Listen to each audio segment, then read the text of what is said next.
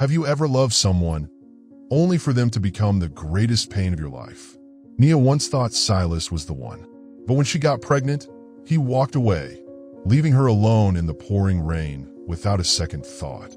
5 years later, Silas is still a powerful billionaire, living a life of success and luxury, until the day he spots 2 little kids on the street. Their eyes, they look just like him. He never knew, and now, the truth is about to change everything. But is it too late to make things right?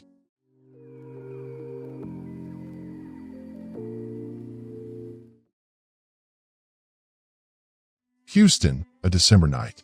Rain poured down in torrents, as if the sky itself was determined to wash the city away in its fury. Winds howled between the towering skyscrapers, rattling neon signs and sending their flickering reflections dancing across the rain-slicked streets. Street lights trembled, their glow wavering as though on the verge of surrendering to the darkness. Nia Holloway stood in front of the worn-down apartment building, arms wrapped tightly around her swollen belly, as if it were the only thing she could protect. Her long hair clung to her pale face, the rich caramel hue of her skin now ghostly under the dim, flickering glow. She shivered in her thin maternity dress, the fabric soaked through and plastered against her skin, offering no shield against the biting cold. Her small hands clutched her stomach, desperate to share even the slightest warmth with the 2 fragile lives growing inside her. The rusted iron door before her was yanked open with brutal force. A middle-aged woman, the landlord, stood in the doorway, arms crossed, her face rigid with exhaustion. Her eyes, sunken from too many sleepless nights, held no trace of sympathy. "I've given you extra time, Nia. I have bills to pay too. You can't stay here anymore." Nia flinched, instinctively stepping back, her spine pressing against the cold, unyielding wall behind her. Her lips parted, struggling to form words, but her throat burned with the weight of unshed tears. "Please, just a few more days. I'll figure something out." Her voice was barely above a whisper, nearly lost beneath the relentless downpour. The woman sighed, but her gaze remained unmoved. "Nia, I already gave you 2 weeks. You know I can't keep you here any longer. I need a room now." The finality in her words cut through Nia like a blade. She stood frozen, arms tightening around her belly, as if shielding her unborn children from a world that had already turned its back on them. I have nowhere else to go." She bit down on her lip until she tasted blood, but the woman's expression remained cold, resolute. "I'm sorry, but that's not my problem." And before Nia could say another word, the door slammed shut. The sound of the lock clicking into place was deafening, a cruel, final punctuation to whatever fragile hope she had left.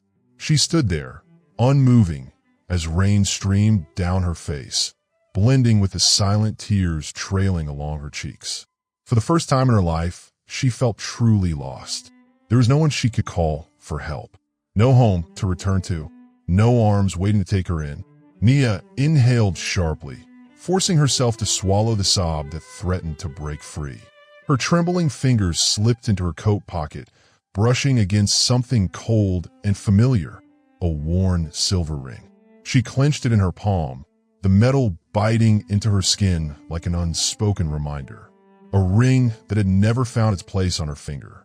A ring rejected by the man who had given her one fleeting night, then vanished without a second thought. Silas Calloway, the man she had once loved more than life itself. The man who had walked away as if she had never existed. The man who had denied responsibility, denied their children, leaving her to face this world alone. Nia swallowed hard, forcing herself not to remember. Not to think about the way he had looked at her, detached, indifferent, as if she were nothing. Thunder rumbled, and a streak of lightning tore through the sky. She lifted her gaze to the street ahead. The pavement shimmered with rain, neon signs casting eerie reflections onto the waterlogged ground. Cars rushed past, tires slicing through puddles, but not a single soul spared a glance at the pregnant woman standing alone in the storm. She took a deep breath, pressing a protective hand to her belly. "It's okay, baby. Mama will find a way." But deep down, she knew. Right now, she had nowhere left to go. The rain kept falling, heavy and unrelenting, as her solitary figure faded into the cold embrace of the night. Her hand remained clenched inside her coat pocket, fingers curled tightly around the cold silver ring pressing into her palm. It was the only thing left between her and the man she had once loved with every piece of her soul. A ring that was never given, never worn, because it had never stood chance. Her lips trembled, and before she could stop herself, she whispered into the rain, "Have you ever loved someone, only to realize, in the end, they would become the greatest pain of your life?" The words dissolved into the night, unheard by anyone. Only the relentless drumming of rain against metal awnings and the distant rumble of thunder bore witness to her grief. Tears blurred Nia's vision. She wasn't sure if they were from the icy rain stinging her face or the ache clawing at her chest. She had once believed that Silas Calloway was the man of her life, that no matter what, as long as she had him, she would be okay. But in the end, he was the one who had pushed her into this abyss. 1 year ago, she remembered the first time she saw Silas inside the towering walls of Calloway Oil and Gas. She had been nothing more than a low-level employee, while he was the man who owned the world. He had walked into the boardroom with an air of effortless power, his tailored black suit sculpting his tall, commanding frame. Every movement, measured, precise, radiated control. His eyes, cold steel blue, had swept over her without a flicker of recognition. Back then, she had no idea that a year later, those same eyes would look at her with the sharpest kind of disdain. "You think you can trap me with a baby?" His words from that day still echoed in her mind like a curse. Nia's grip tightened, the ring digging deeper into her skin, leaving a sharp indentation against her palm. A gust of wind lashed against her, whipping open her coat and revealing the full curve of her swollen belly. A car sped past, sending a spray of dirty rainwater onto the hem of her dress, but she didn't flinch. Because at this moment, the cold, the rain, none of it compared to the hollow ache inside her. She drew in a shaky breath, her eyes fixed on the endless stretch of darkness ahead.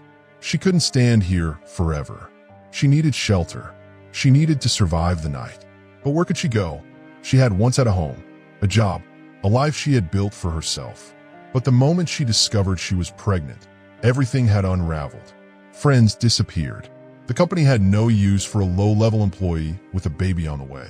And Silas, the one person who could have helped, had refused to believe her. Nia took a slow, heavy step forward, her footsteps sluggish against the rain-soaked pavement. Reaching into her pocket, she pulled out a crumpled bill, the last of her money after paying off what little she could. Not enough for a motel room, not even enough for a decent meal. Hunger gnawed at her, but she ignored it. She needed a place to wait out the night, somewhere with a roof over her head, away from the storm. Her gaze swept across the empty street before landing on an abandoned bus shelter a few yards away. Dragging herself inside, she pulled her coat tighter around her, trying to trap whatever warmth was left in her body. She looked down at her belly and whispered, her voice raw with sorrow, "I'm sorry. I couldn't give you a better beginning." Silent tears traced a path down her cheeks. Outside, Houston's storm raged on, howling through the city. But inside Nia, the real storm was far worse. 1 year ago, Calloway Oil and Gas Headquarters, Houston, Texas. 50th floor, executive boardroom. Silas Calloway stood before the floor-to-ceiling windows, hands tucked into his pockets, eyes fixed on the sprawling city below. The towering skyscrapers of Houston's financial district stretched toward the storm-gray sky, monuments to power, wealth, and ambition. A world he had helped shape. Inside the boardroom, hushed murmurs filled the space, the quiet rustling of papers the only other sound. Men in tailored suits, Swiss watches gleaming under the overhead lights, skimmed through reports with tense expressions. No one dared to disturb the silence that hung around Silas like a force field. He turned, walking toward the head of the long mahogany conference table, where the company's top executives waited. The moment he cleared his throat, the room fell dead silent. I don't give a damn about theories on paper. His voice, low and authoritative, carried the kind of weight that left no room for argument. I want numbers. Give me one good reason why this deal isn't closed yet. A middle-aged man sitting at the far end of the table, Callaway Oil and Gas's chief investment officer, flipped through a stack of documents with nervous fingers. Mr. Callaway, Phoenix Corporation is requesting a contract revision. They want additional stakes in. Silas narrowed his eyes. A single glance was enough to make the man swallow hard. I don't care what they want. They have two options: sign the contract as is or walk away from the table. Callaway Oil and Gas is not a goddamn charity. His words, sharp and decisive as a blade, left no room for negotiation. Silas Callaway, 40 years old, a self-made billionaire, was a man who did not know failure.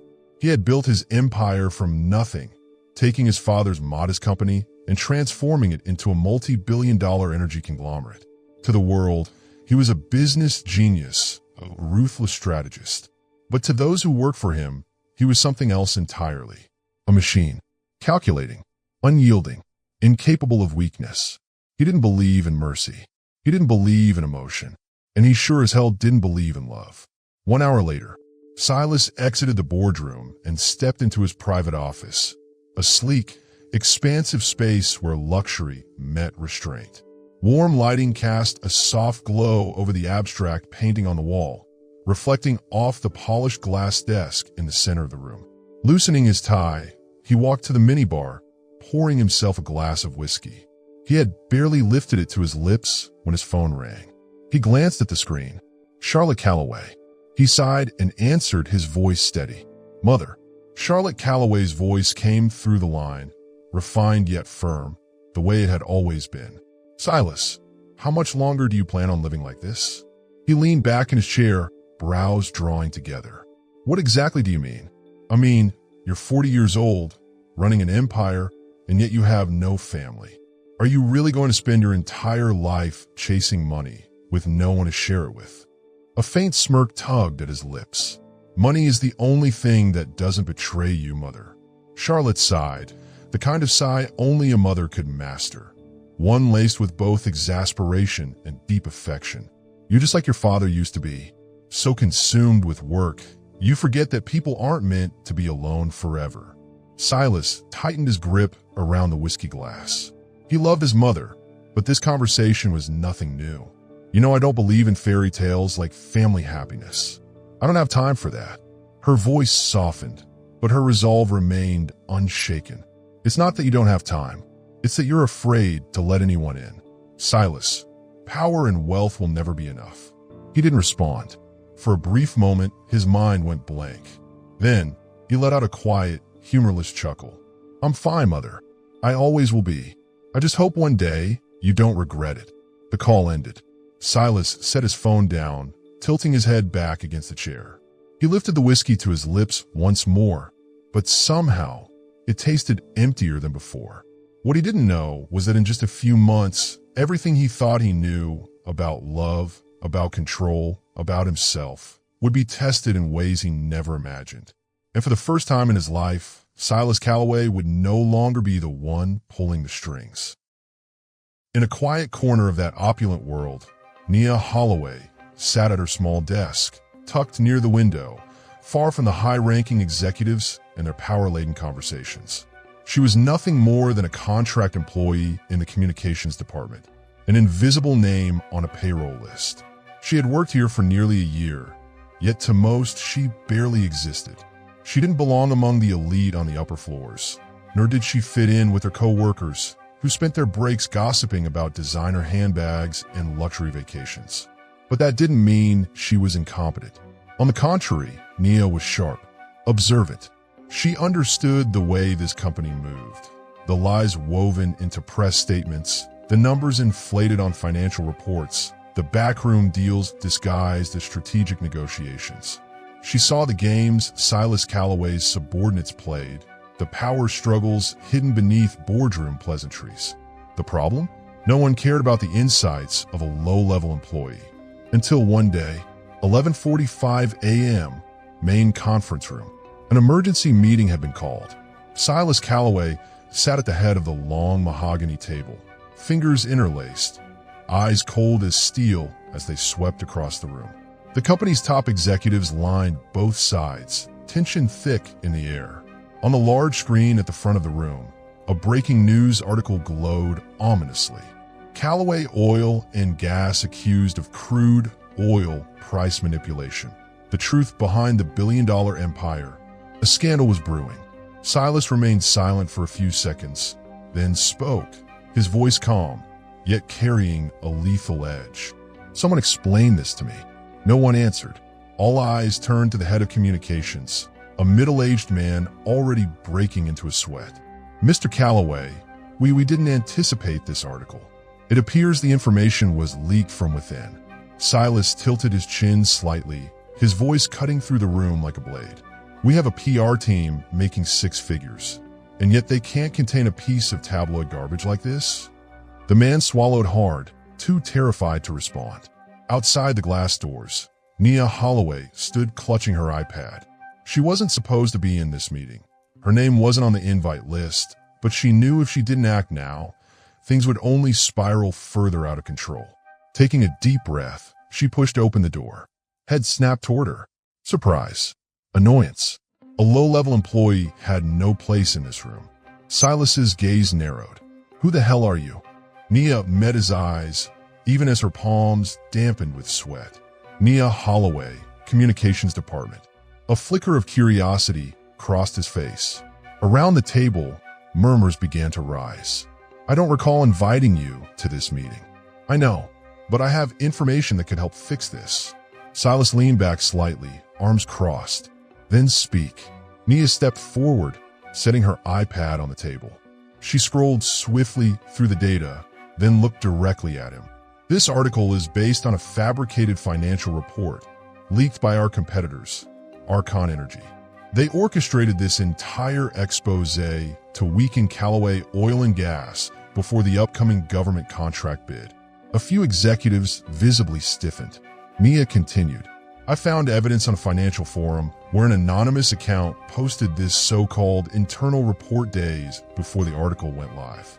But if you look closely, she swiped across the screen, zooming in on a tiny but crucial detail.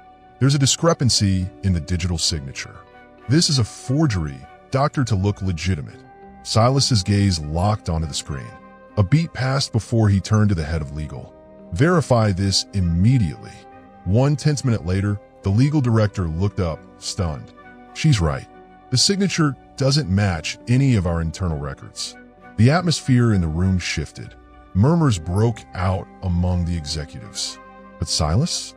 He remained still, his piercing gaze now fully focused on Nia. And for the first time, she felt something in his stare. A silent assessment, a quiet recognition, something she had never seen in his eyes before. A moment later, he rose to his feet, buttoning his suit jacket. Good, we're going on the offensive. Then, turning his gaze back to her, he said, Holloway, you're coming with me. A few hours later, CEO's office. Nia sat across from Silas, in an office she never imagined she'd enter. He leaned against the edge of his desk, arms crossed, studying her with an unreadable expression. You know, he mused, I've hired hundreds of smart people, but not a single one has ever had the audacity to walk into my boardroom uninvited. She pressed her lips together, unsure how to respond. Silas watched her for another long moment. Then, out of nowhere, said, I'm promoting you. Her breath caught. Effective immediately, you're my special assistant. Her heart pounded. She could hardly process what had just happened. But what she didn't know was that this single moment, this one decision, would set off a chain of events that would change her life forever. Houston, a late autumn night.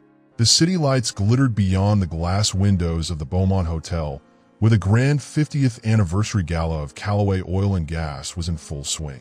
The entire top floor of the luxurious hotel had been reserved for the event.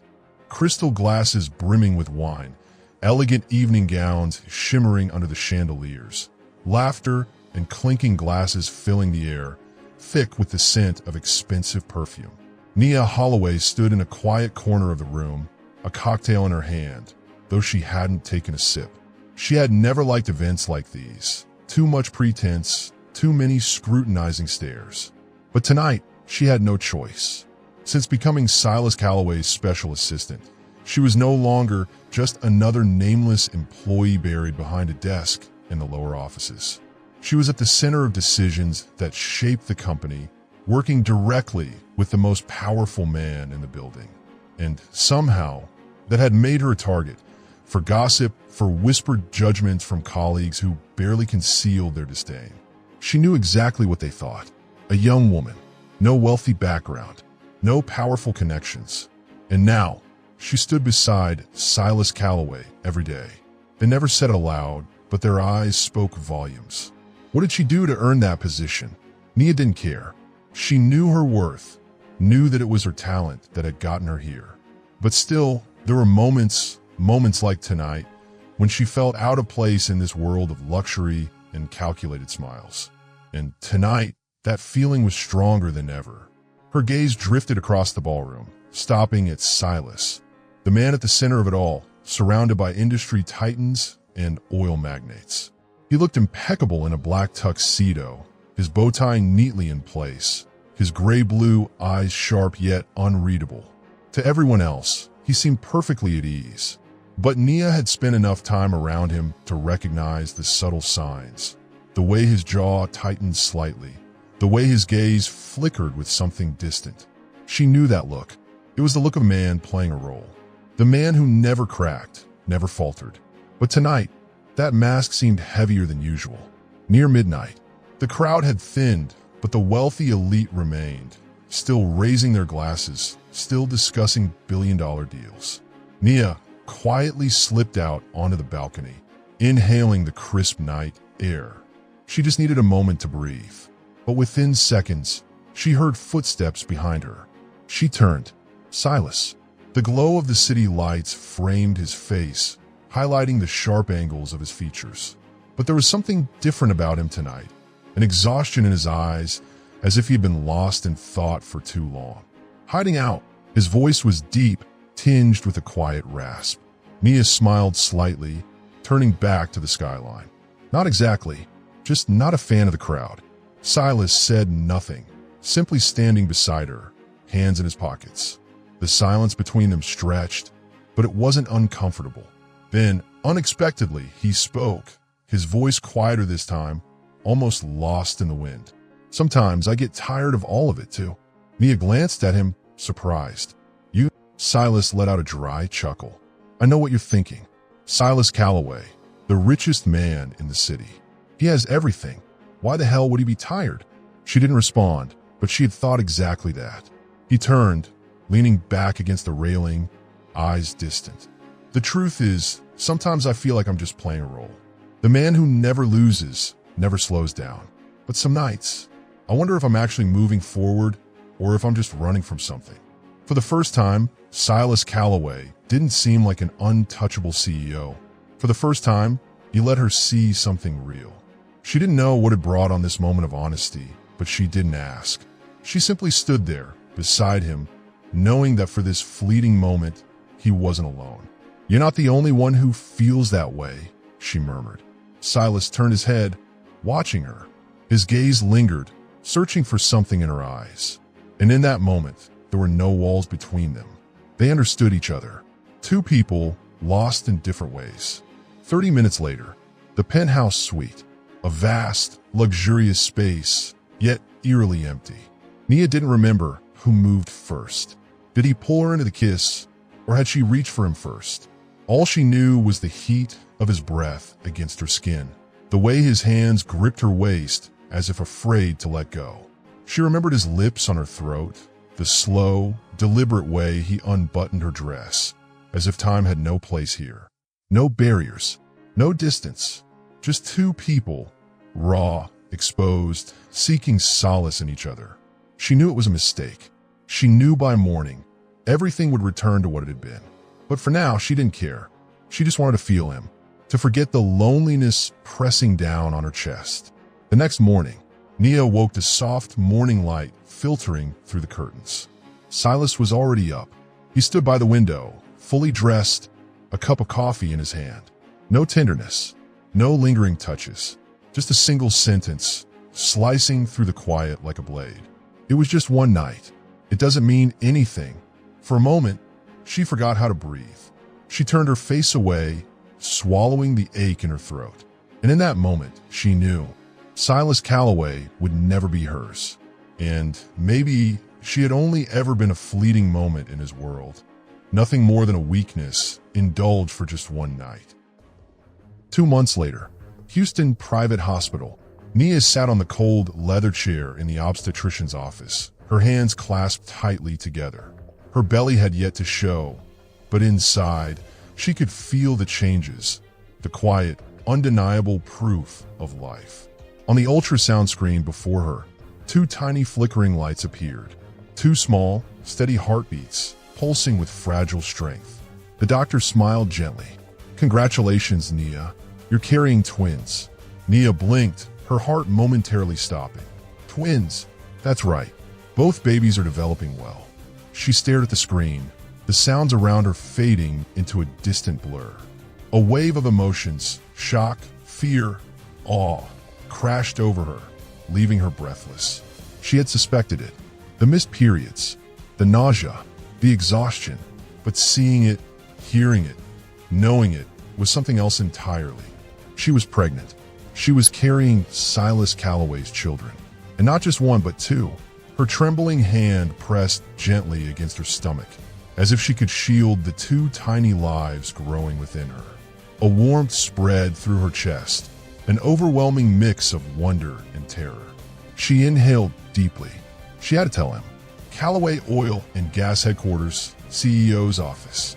Silas Calloway stood by the floor-to-ceiling windows, his phone tucked between his shoulder and ear, his voice low and commanding. "I've made myself clear. If Archon Energy wants a deal, they play by my terms." A senior executive stepped in, placing a thick file on his desk. Silas didn't even glance at it. He simply waved the man away, his patience wearing thin. "We close this deal by the end of the week. No more negotiations." Knock, knock. A sharp rap on the door interrupted him. His assistant peeked inside, looking slightly hesitant. "Mr. Calloway, someone is here to see you. She says it's important." Silas exhaled, already irritated. "Who?" The assistant hesitated. "Nia Holloway." For the first time, Silas paused. Something flickered in his chest. A brief memory of that night, the warmth of her skin against his. But he pushed it aside just as quickly. "Let her in." The door opened, and Nia stepped inside. Silas immediately noticed she looked different from the last time he had seen her. There was something more fragile about her now. Yet, her eyes, those determined, steady eyes, were the same. "Nia." His voice was calm, distant. "What's so important that you needed to see me in person?" She swallowed hard, her fingers instinctively pressing against her stomach, as if protecting the secret she had carried alone until now. "I need to talk to you." Silas raised an eyebrow, arms still crossed over his chest. "I'm listening." Nia took a deep breath, steadying herself. I'm pregnant." Silence. For a moment, the room felt utterly still, as if the world itself had stopped breathing. Silas didn't move, didn't speak. It was as if her words hadn't fully registered. Then, after a pause that stretched too long, he let out a slow breath. "Are you sure?" Her hands clenched at her sides. "I just came from the hospital. I'm pregnant, Silas, and it's yours." Another pause. Slowly, Silas stepped away from the window, placing both hands on his desk. His expression was unreadable. Not anger, not shock, just cold. "And what do you want?" Nia frowned, confused.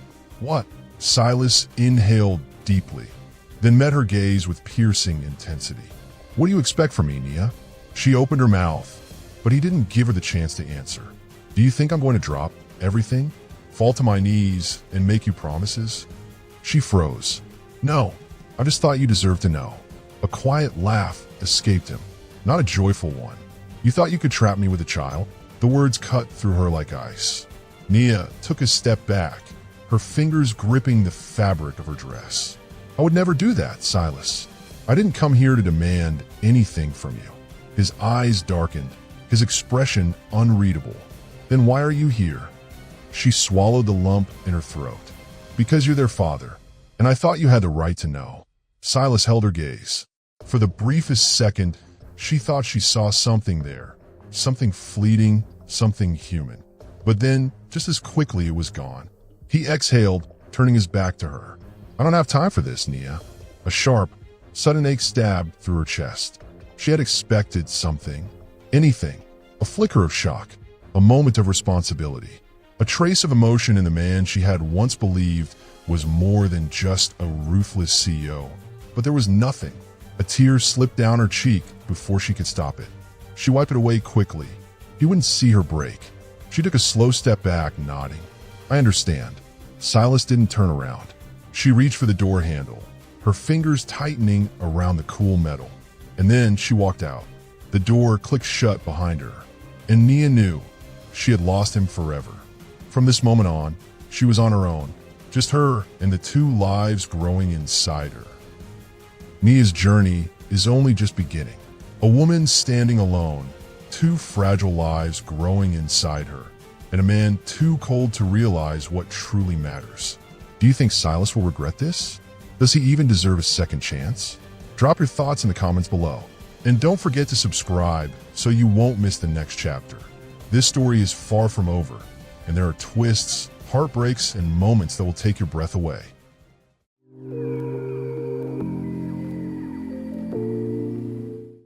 Houston Bus Station, 2:30 a.m.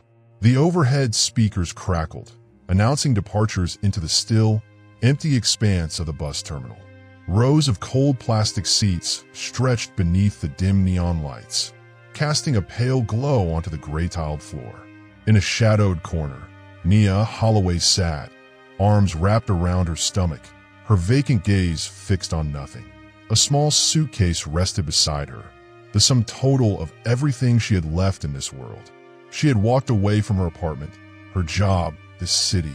No one had stopped her. No one even knew she was leaving. A crumpled bus ticket to Austin lay clenched in her trembling fingers, its edges worn from the grip of her uncertainty. She had no idea where she would go after that. But she knew one thing. She couldn't stay in Houston. Not in a city where every street, every towering skyscraper whispered his name. Not in a place where every corner reminded her that Silas Calloway had turned his back on her. On them, she needed a new beginning. A few hours earlier, Nia had walked out of Calloway Oil and Gas, her vision blurred with unshed tears, yet her steps unwavering.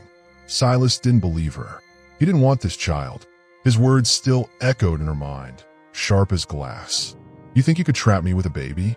The pain was unbearable, but there was something Silas didn't understand. She had never wanted to trap him. She had only hoped, naively, that he would care, that he would stop, look at her, and realize they could face this together. But she had been wrong. Now it was just her and the two heartbeats inside her, and she would not let them grow up in a world where they weren't wanted. Bus station, 2:35 a.m. Nearby, a homeless woman huddled beneath a tattered blanket, watching Nia with quiet sympathy. Nia clutched her coat tighter around her stomach. I will be okay. I have to be okay. The speakers crackled again, announcing the final boarding call for the Austin-bound bus. Nia rose to her feet, gripping the handle of her suitcase. Step by step, she ascended the worn metal steps of the bus. Before stepping inside, she turned for one last look at Houston. The city lights still shimmered in the distance, the skyline standing tall against the night. Unchanged, the only thing that had changed was her. Placing a protective hand over her belly, she whispered, "We're going to start over somewhere we are loved." Then she stepped onto the bus.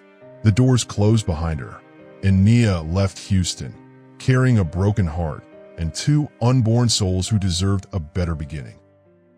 1 year later, Calloway Oil and Gas Headquarters, Executive Office. Silas Calloway stood before the glass window on the 50th floor, looking down at the vast stretch of Houston below. The city lights flickered, reflecting off the towering skyscrapers, the streets bustling with endless streams of cars. From this height, everything seemed small, controlled, just like the empire he commanded. He took a slow sip of scotch from his crystal glass, the amber liquid burning down his throat, leaving behind a familiar warmth. The meeting had ended 15 minutes ago. Another massive deal had been secured, an offshore drilling project worth billions. The board was pleased. The executives had congratulated themselves. Callaway Oil and Gas remained at the top of the industry. Everything was running smoothly. So why did he feel so fucking empty? Silas tightened his grip around the glass. For the past year, he hadn't allowed himself to stop. He buried himself in work, expanding his empire, closing deal after deal, moving forward without looking back. And just as he had predicted, time dulled everything. The last time he saw Nia Holloway had faded into a distant memory. He no longer thought about her every day, no longer replayed the way her voice trembled when she told him she was pregnant, no longer pictured the way she looked at him before she walked out of his life. But in moments like this, when the reports, the numbers, the contracts all blurred into meaningless lines, a single question always managed to creep into his mind. Where did she go? And if he had made a different choice that day, would things have turned out differently? Silas exhaled sharply, setting his glass down on the desk.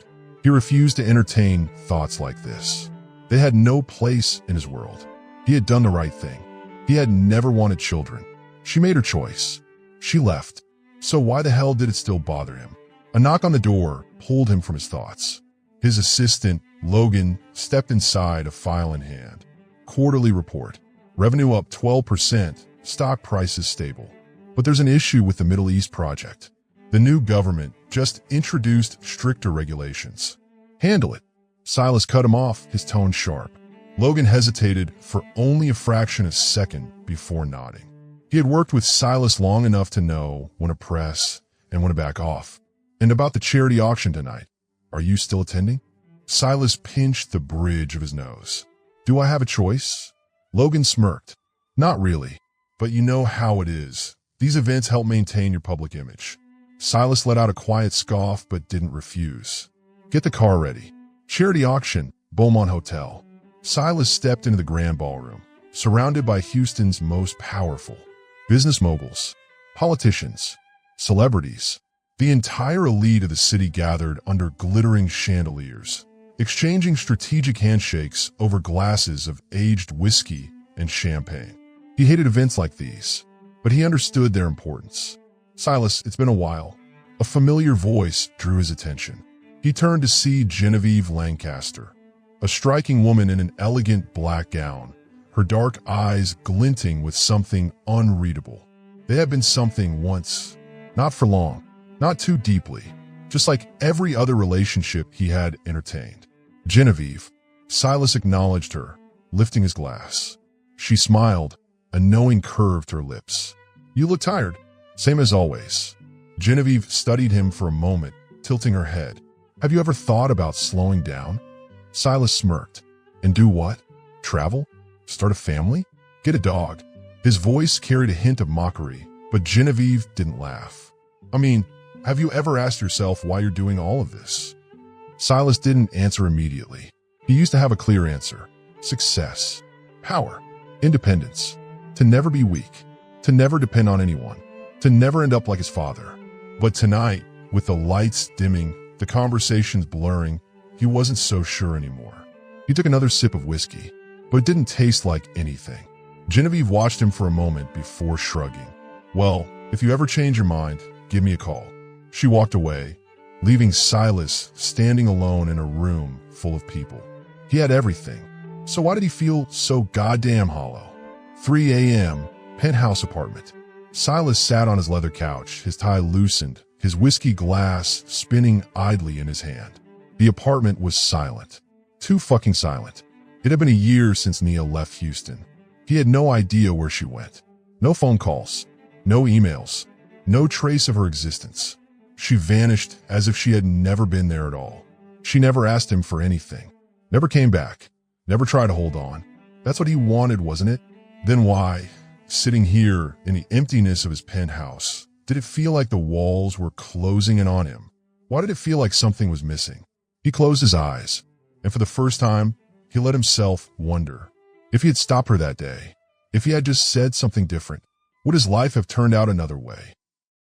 He sat in the shadowed corner of the restaurant, the deep red of his wine swirling under the glow of the crystal chandelier. Laughter echoed around him, the soft clinking of glassware blending seamlessly with the gentle hum of jazz spilling from the speakers. Across from him sat Ethan Rhodes, his closest friend from university and one of the few men Silas truly trusted in the business world. But Ethan hadn't come alone. His wife and young son were with him. "Silas, you really need to try the lobster here." Ethan chuckled, slicing a piece and bringing it to his mouth. "This place has never disappointed." Silas nodded, but his focus wasn't on the food. His gaze was drawn to the scene before him. Ethan cutting a small piece of steak for the little boy sitting in a high chair beside him. The child, no more than 3, had soft golden hair and bright green eyes, wide with curiosity as he took in the world around him. Beside him, Claire, Ethan's wife, smiled gently, dabbing the corners of their son's mouth with a napkin. Ethan's hand rested casually on the back of Claire's chair, a small, absent-minded gesture, yet filled with something Silas couldn't quite name. He spoke to his son between bites, his voice low, soothing. The boy giggled, delighted by whatever was said. A family, warmth, connection. For the first time in a long time, Silas felt like he didn't belong in the moment. An hour later, in the car, Silas sat in the back of his black Bentley, watching the glittering skyline of New York City blur past the window. The dinner with Ethan left a weight in his chest he couldn't shake. He replayed their conversation over and over. "You're still alone?" Ethan had asked, pouring more wine into Silas's glass. Silas smirked, a hint of detachment in his tone. "No time." Ethan arched a brow, unconvinced. "You don't have time? Or you don't want to make time?" Silas had said nothing. Ethan sighed, swirling the wine in his glass as he studied him. "You know, I used to think like you." His voice was quiet. "Thought success was everything. That love was secondary. But then I met Claire, and when this little guy came along..." He glanced at his son, who was now gripping his fingers, playing absent-mindedly. "I realized there are things money can't buy." Silas had remained silent, because if he allowed himself to think about it, he'd have to face the truth that maybe he had already lost something that mattered. Houston, Silas's penthouse. That night, Silas sat alone in his vast, impeccably designed penthouse. The only sound was the quiet clinking of ice against glass as he swirled the whiskey in his hand. He had everything: wealth, power, influence. But as he stared at his reflection in the glass window, he found himself wondering, was it enough? And if it wasn't, what had he lost? 5 years later, Houston, a December morning, a small apartment in Old Spanish Trail. The sound of a baby's cry pierced through the quiet space, pulling Nia awake instantly. Her eyelids were heavy with exhaustion, but instinct took over before she could think. She pushed herself up from the small bed against the wall and rushed toward the crib in the corner of the room. Lucas was crying, his chubby cheeks flushed pink, while his twin sister, Lila, remained fast asleep, her tiny fingers curled around a knitted blanket. "Shh, I'm here, baby," Nia whispered, scooping Lucas into her arms, rocking him gently. She had learned to tell the difference between their cries, hunger, exhaustion, or simply the need to be held. Tonight, Lucas just needed warmth. She pressed a soft kiss to his forehead, feeling his breath against her neck. The exhaustion never fully faded, but moments like this reminded her why she kept going. 1 year after leaving Houston, she had returned, not as the same woman she once was, not as the girl who had once believed in love, only to be broken by it. Now, she was a mother, a woman who had learned to stand on her own. 7 a.m. Nia tucked both children into a double stroller, wrapping them in warm blankets before stepping out of their tiny apartment. She inhaled deeply as the crisp morning air hit her skin. Houston winters weren't brutal, but they still sent a chill through her bones. She walked quickly toward a daycare center at the end of the street, a small, affordable facility she had found after days of searching. "Good morning, Ms. Holloway." Mrs. Linda, a kind-hearted woman in her 50s, stepped out to greet her with a warm smile. Nia smiled back, though a familiar guilt gnawed at her. "Good morning, Mrs. Linda. I know I haven't paid the full tuition for this month yet, but I promise I'll have the rest by the weekend." The older woman waved a dismissive hand. "Nia, I know you're working hard. Don't worry about it. Just take care of these little ones." Relief flooded Nia's chest as she squeezed Mrs. Linda's hand in gratitude. She crouched down, kissing each of her babies on the forehead. "Mommy will be back soon, okay? Be good." Lucas babbled nonsense, while Lila sucked on her thumb. Her dark eyes locked onto her mother's, as if she understood everything. Nia turned quickly, blinking back tears. Every single morning, leaving them behind was a battle. 8 a.m., Morning Brew Cafe. Nia rushed inside the small coffee shop, tying her apron just as she exhaled a deep breath. 2 minutes late, Holloway. The sharp voice came from behind the counter. Nia turned to see Brenda, the morning shift manager, arms crossed. "Sorry, Brenda. The twins woke up later than usual." Brenda sighed, but didn't press the issue. "All right, just get started. The order line is already piling up." And just like that, Nia was swallowed into the rhythm of the day, pouring coffee, taking orders, wiping down counters. She didn't have time to think about anything else. A year ago, she had worked as Silas Calloway's special assistant, sitting in luxurious offices, shaking hands with powerful men. Now, she stood behind a coffee counter, serving people too busy to even look her in the eye. Life was ironic that way, but she didn't regret it.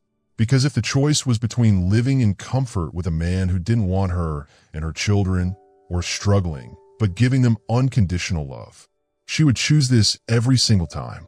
5:30 p.m., grocery store. After her shift at the cafe, Nia moved straight to her second job, a cashier at a small grocery store. For more hours on her feet, scanning barcodes, counting change, forcing smiles even when exhaustion gnawed at her bones. But she kept going. She had no choice. 2 little lives were waiting for her. 9 p.m., home. Nia stepped through the front door, her muscles aching, her limbs screaming for rest. But then, the sound of laughter. Lucas and Lila giggled as Mrs. Linda bounced them in her lap. And just like that, the exhaustion faded. "Mommy's home." Mrs. Linda grinned, lifting Lila into her arms. Nia leaned down, pressing kisses against their soft cheeks. "Were they good today?" Mrs. Linda chuckled. "Oh, they were angels." Though Lucas got a little mischievous, but that's no surprise. Nia smiled, brushing her fingers through her son's golden curls. After Mrs. Linda left, she tucked them into bed, stroking their hair until their breathing evened out. She was exhausted. She was overwhelmed. But as she watched them sleep, she knew she had made the right choice. Late night, Nia stood by the window, looking out at the city skyline. Houston. She had come back, but she was no longer the same woman who once believed in fairy tales. No longer the girl who waited for a man to choose her. She was a mother now, and no matter how many jobs she had to work, no matter how many sacrifices she had to make, she would never let anyone take her happiness away again. Not ever. Houston Beaumont Hotel, Annual Charity Gala. The chandeliers cast a golden glow over the ballroom, reflecting off silk gowns and tailored tuxedos. Crystal glasses clinked in toasts, laughter and hushed negotiations weaving through the air like an invisible current.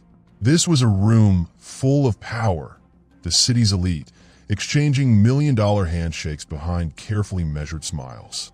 And at the center of it all, as always, stood Silas Calloway. A glass of red wine rested in one hand, the other tucked into the pocket of his expensive tailored trousers. He was accustomed to being the focus of these events, not just for his wealth, not just for his reputation, but for the air of detachment that made him impossible to read. But tonight, for the first time in years, his attention wasn't on the business moguls or the empty flirtations of socialites vying for his interest. It was on her. Across the ballroom, Nia Holloway had just stepped inside. Silas stilled.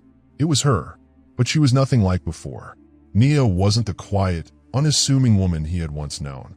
She wore a deep red gown, elegant and striking, hugging the curves of a body that had once been soft with innocence. Her dark curls cascaded over her bare shoulders, framing a face that no longer carried traces of uncertainty. Her eyes, once wide and filled with unguarded emotions, were sharper now, more knowing. She wasn't the same. She was stronger, more distant, and somehow out of reach. A few days earlier, Nia hadn't wanted to attend this gala, but Tessa Martin, her closest friend and the woman who had helped her land her new job at a nonprofit organization, had convinced her otherwise. You can't work two jobs forever, Nia. If you want a better future for Lucas and Lila, you need to start making connections. And so, she had come, not for Silas, not for anything other than the possibility of a better life for herself and her children. She never expected to run into him. Present, Silas moved before he could think. His grip tightened around his glass as he crossed the room, his steps purposeful, his gaze locked on her.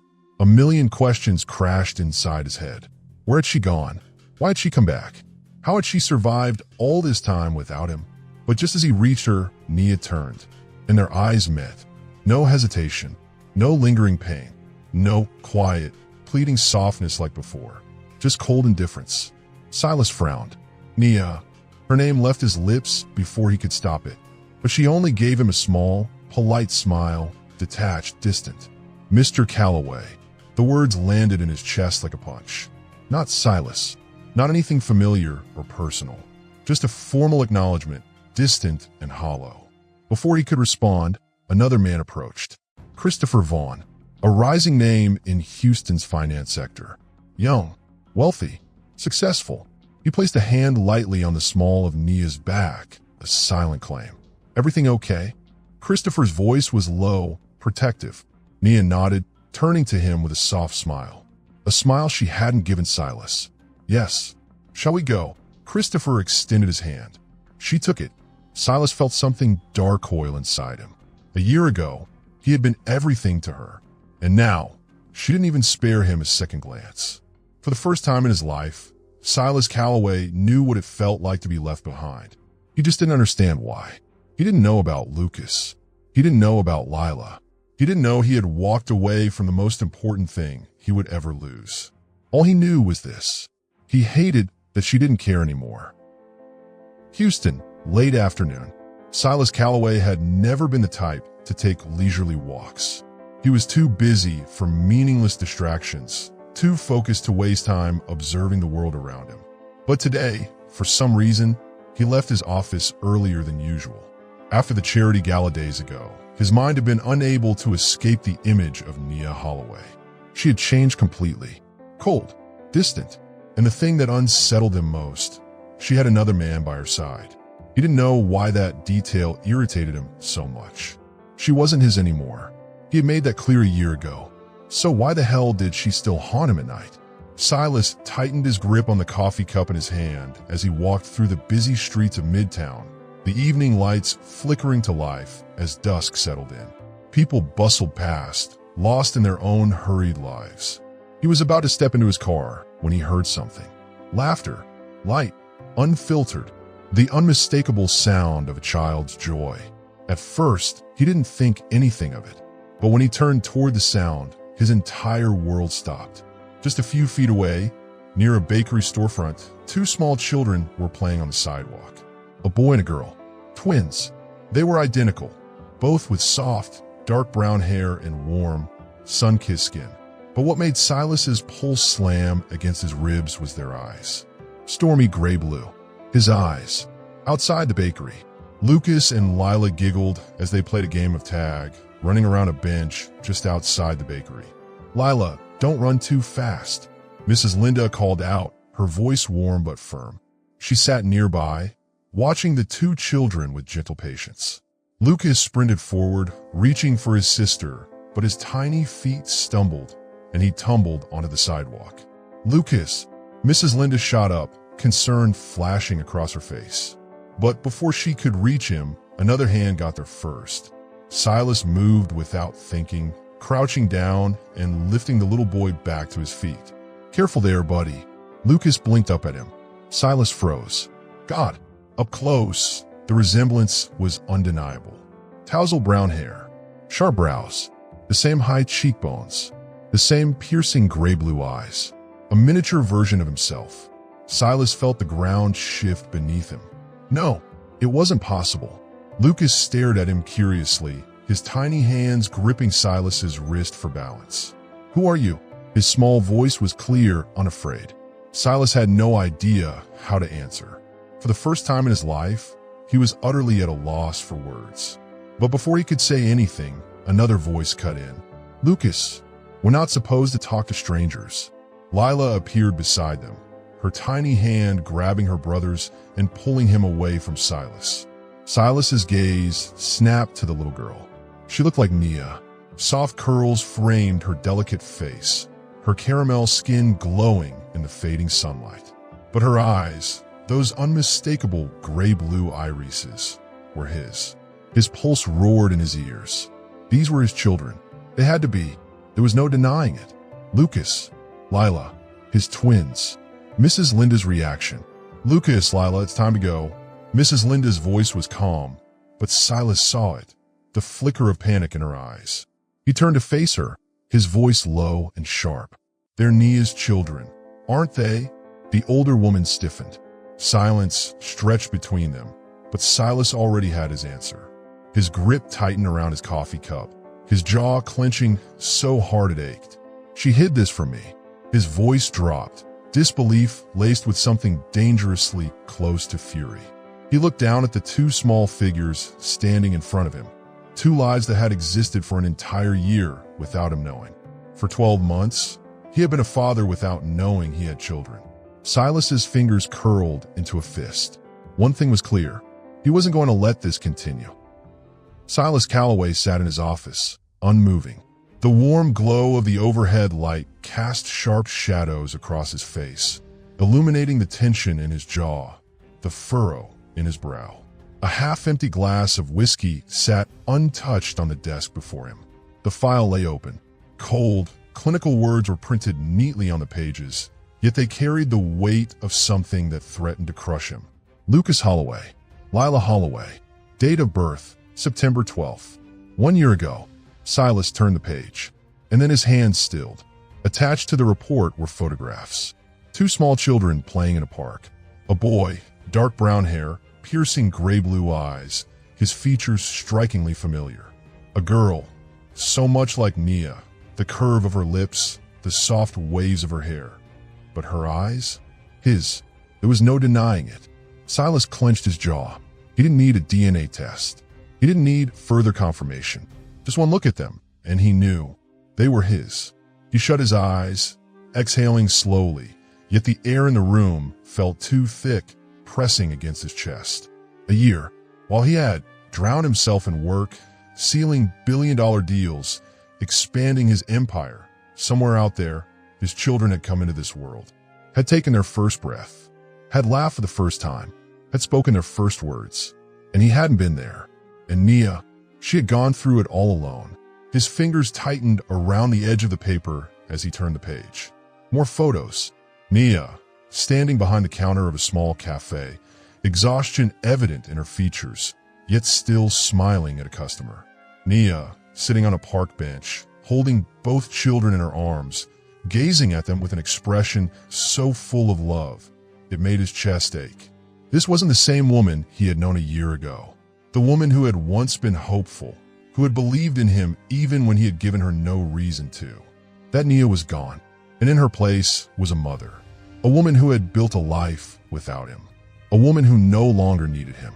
Silas swallowed, his throat dry, and then the words he had spoken to her that night came back to him, like a blade cutting through the air. "You think you can trap me with a baby? God."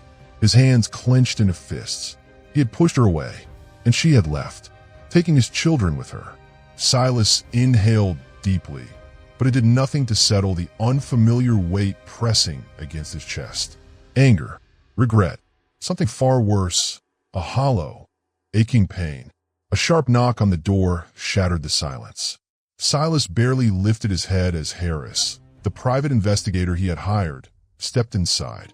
The older man set another folder on the desk, glancing at Silas carefully before speaking. "I looked into her situation," Harris said, voice steady but cautious.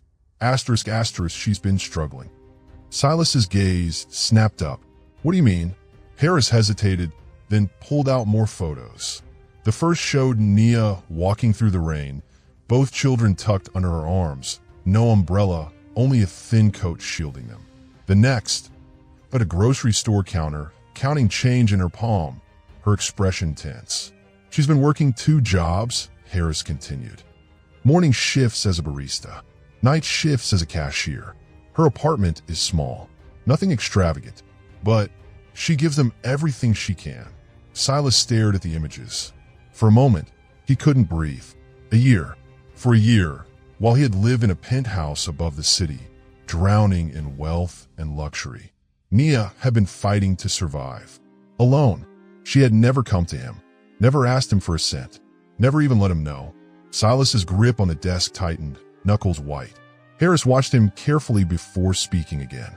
Mr. Calloway, what do you want me to do next? Silas didn't answer immediately. His gaze remained locked on the photos. On Lucas's bright, mischievous gray-blue eyes. On Lila's soft, knowing gaze, so much like Nia's. On the life he had lost. Then, slowly, he leaned back in his chair, his expression no longer unreadable, no longer indifferent, determined, resolute. His voice was quiet but firm. There's nothing more to investigate. Harris nodded and left. Silas sat in silence, staring at the life he had turned away from, the family he had lost. Finally, he reached out, picking up the photograph of Lucas. His son, his fingertips traced the boy's small, delicate features. A strange, foreign pain clenched in his chest. For the first time in his life, Silas Calloway, a man who had never once regretted his choices, realized he had made the biggest mistake of his life. And this time, he wasn't going to let her walk away. What do you think about Silas's decision? He lost a year not knowing his children existed. Now, what will he do to make things right? Will Nia forgive him? Does Silas deserve a chance to be a father? Drop your thoughts in the comments below.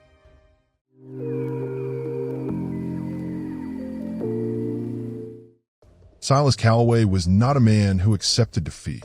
In business, he was ruthless, calculating, relentless, and always in control. He had never encountered a problem that money, power, or sheer force couldn't fix. But now, staring down the greatest mistake of his life, he realized a harsh truth. All the wealth in the world couldn't buy back lost time. For a year, while he lived in luxury, buried in billion-dollar deals, his 2 children, his own flesh and blood, had grown up without him. He had made a mistake, and now he was going to fix it.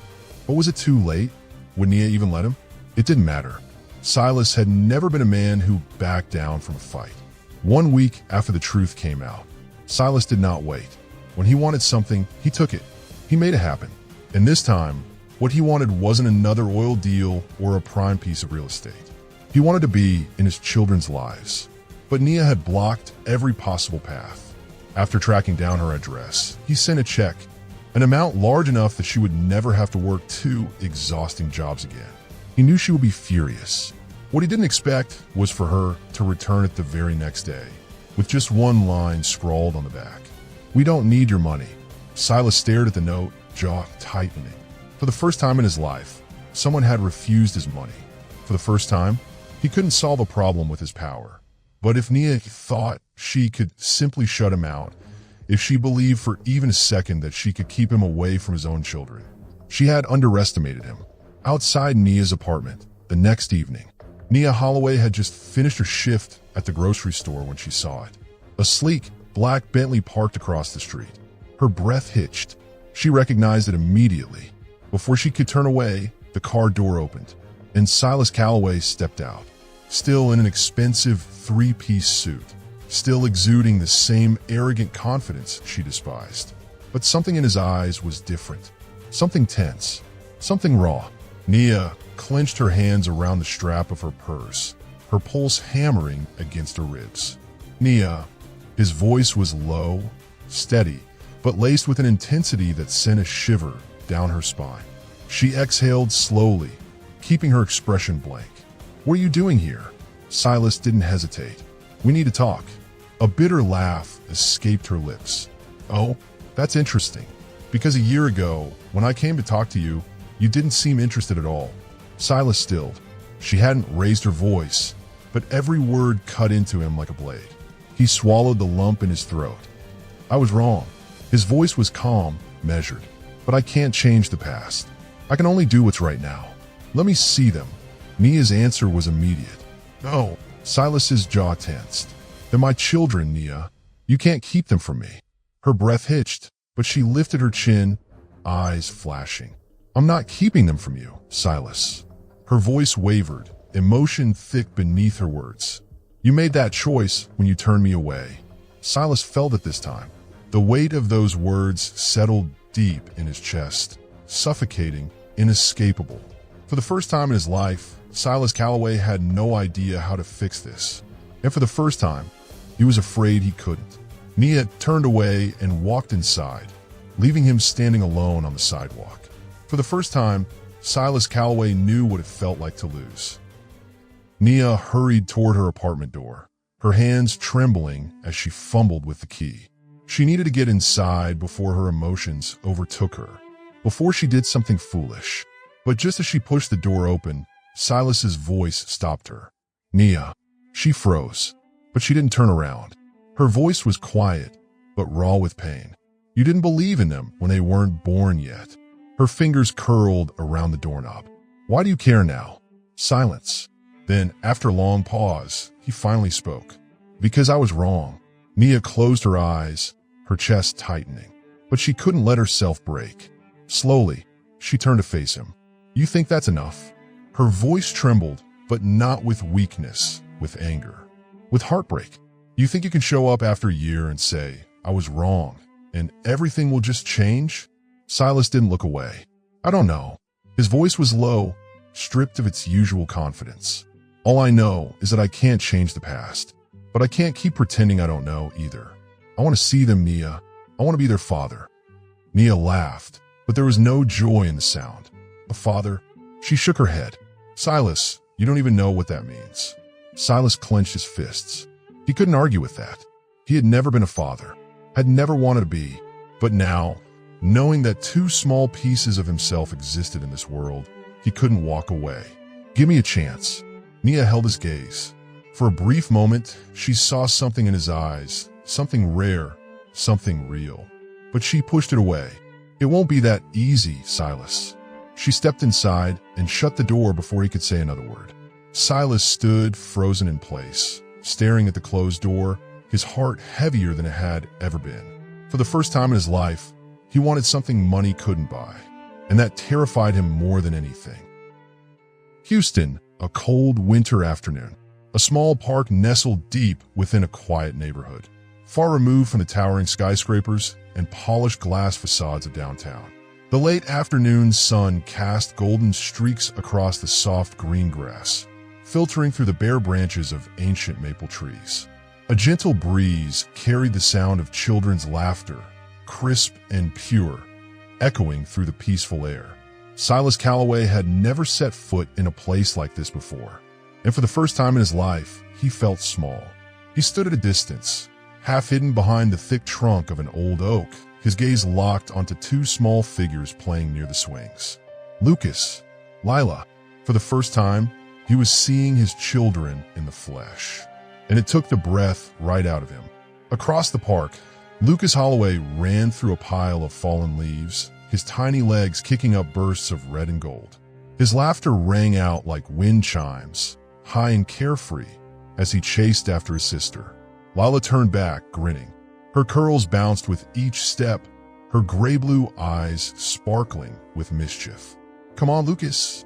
You're too slow." Lucas took a deep breath, determination flashing across his little face, and pushed himself harder. But his steps were still clumsy, unsteady. Thud! He stumbled, tumbling onto the ground. "Lucas!" Lila skidded to a stop and immediately rushed to his side. "Are you okay?" she asked, brows furrowed in concern. Lucas braced his small hands against the earth, biting his lip as tears welled up in his eyes. But before they could fall, Lila did something unexpected. She inhaled deeply, then exhaled in a dramatic puff of air. "Mommy says if it hurts, just blow on it. It'll go away." Lucas scrunched his nose, then, after a beat, mimicked her. A deep breath in, a long breath out. All better, he announced proudly, jumping back to his feet. Then, just like that, he took off running again. Silas gritted his teeth, his fists clenching at his sides. His son, the boy with his eyes and his stubbornness. His daughter, so much like Nia, yet with a fiery resilience that was undeniably his. Everything around him blurred into the background. Only them.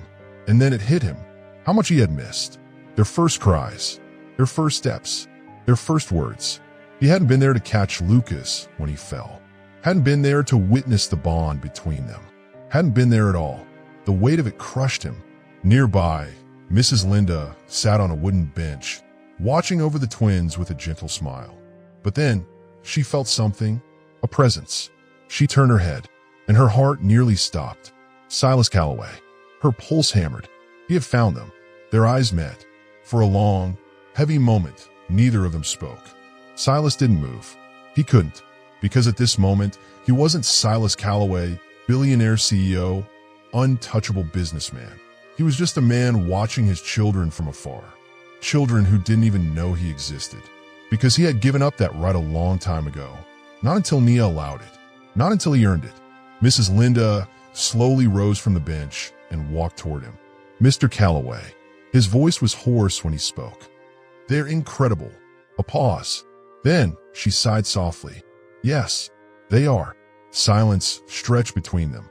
Only the rustling of leaves and the distant echoes of children's laughter filled the space. Silas swallowed hard, his throat tight. Are they happy? Mrs. Linda studied him for a long moment before replying, her voice gentle but firm. Yes, they are.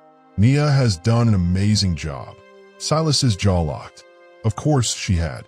Nia had always been strong, always determined. And the fact that she had done it alone meant one thing. She had never needed him. He sucked in a sharp breath, forcing the burn in his chest to subside. I want to see them. Mrs. Linda shook her head. She's not ready. Silas shut his eyes. He had expected that answer. It didn't make it hurt any less. He had lost a year, but he wasn't going to lose anymore. Turning away, Silas walked back to his car, each step feeling heavier than the last. But before he got in, he turned back one last time. His gaze settled on Lucas and Lila, memorizing every detail. His children. He wouldn't let them grow up without knowing him. And whether Nia wanted it or not, he was going to take his place in their lives. Houston's afternoon sun cast a golden glow over the park. Children's laughter rang through the crisp autumn air, mingling with the gentle rustle of leaves as the wind whispered through the towering trees. On the playground's open field, Lucas and Lila ran across the grass, their tiny hands reaching out to catch the falling leaves. Lila was always a little faster, always a step ahead, but Lucas never backed down from a challenge. His cheeks flushed with determination as he chased after his sister, his small legs pumping furiously. Lila, wait for me, he called out, breathless. Lila turned her head, giggling. Hurry up, you're too slow. But then, Lucas stopped. A sudden wave of dizziness crashed over him. The world blurred at the edges, the ground beneath him tilting as if the earth itself had shifted. His chest tightened, his breath hitched, and then his vision darkened. His knees buckled. He collapsed. Lucas! Lila's scream tore through the air. Mrs. Linda's head snapped up. She turned, and her heart nearly stopped. Lucas, what's wrong, sweetheart? She rushed forward as fast as her legs could carry her. But Lucas didn't answer. He curled into himself, his small hands clutching his chest, his tiny body trembling. His breathing was rapid, too rapid, shallow, and uneven. His skin burned with heat, yet his hands were ice cold. Biba, what's happening to him? Lila's voice shook, her wide eyes shimmering with unshed tears. Panic clawed at Mrs. Linda's chest. Something was terribly, terribly wrong. Lila, hand me my phone. Her fingers fumbled as she dialed. Her hands were shaking, ringing, ringing. Then, Nia, it's Lucas. Something's wrong. He can't breathe. Moments later, the wailing sirens of an ambulance shattered the air. blaring as it raced down the busy streets of Houston. Inside, a tiny, fragile boy lay limp in the arms of his terrified caretaker. Lucas Holloway was in danger. St. Mary's Hospital emergency room. Nia burst into the hospital hallway, her heart pounding so violently it felt like it might shatter. The sharp echo of her heels against the cold tile floor filled the space in rapid succession. Linda had called her just 10 minutes ago. Lucas had collapsed. Her son was in the emergency room.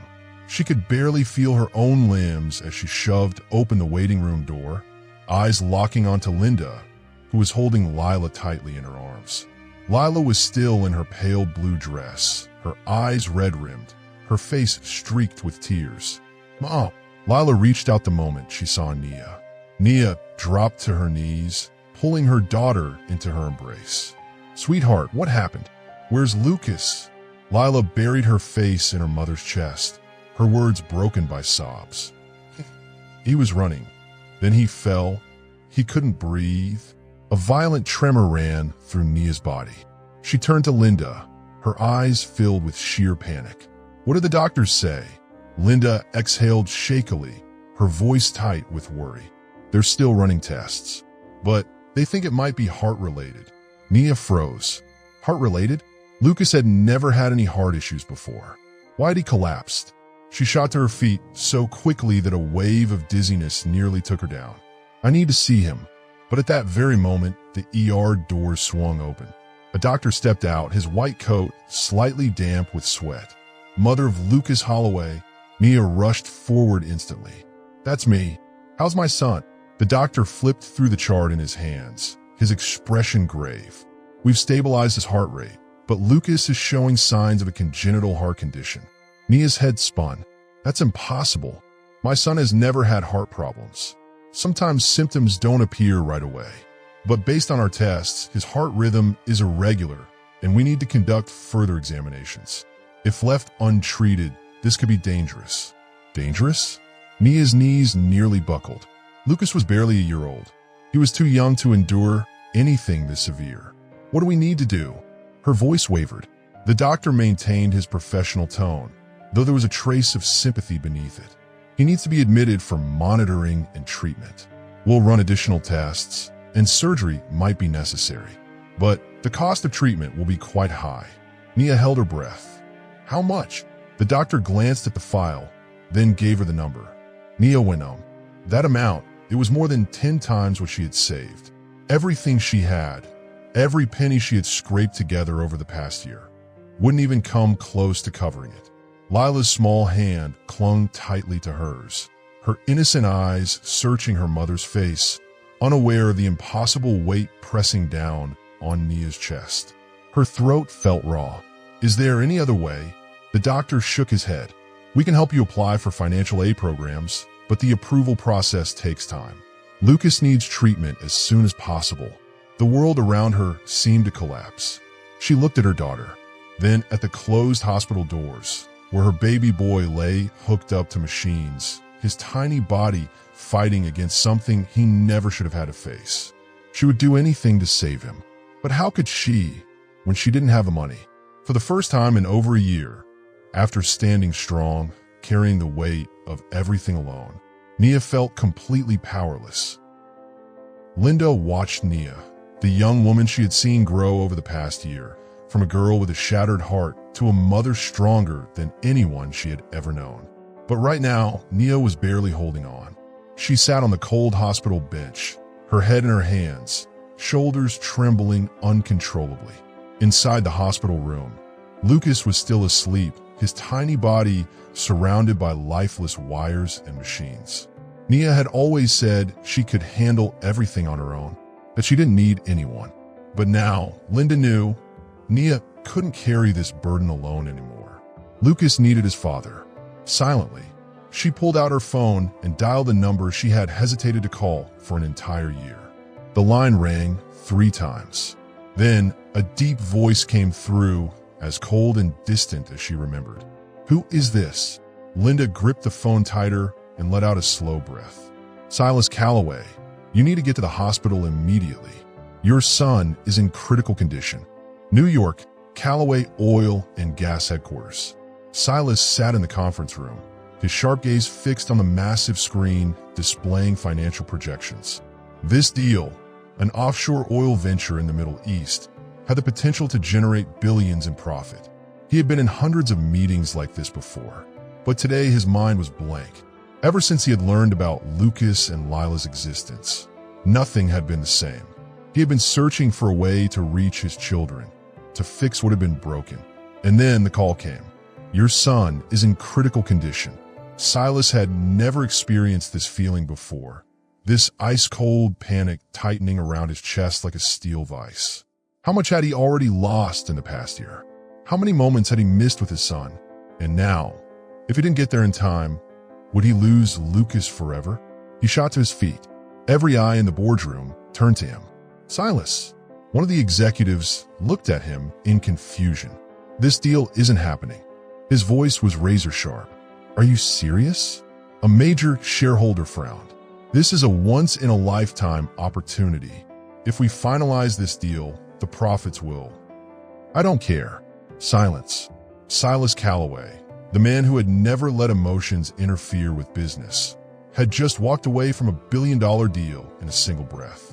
No one understood what had just happened, but Silas didn't care. Without another word, he strode out of the boardroom, pulling out his phone to book the earliest flight to Houston. This time, nothing would stop him from reaching his son. St. Mary's Hospital, 3 a.m.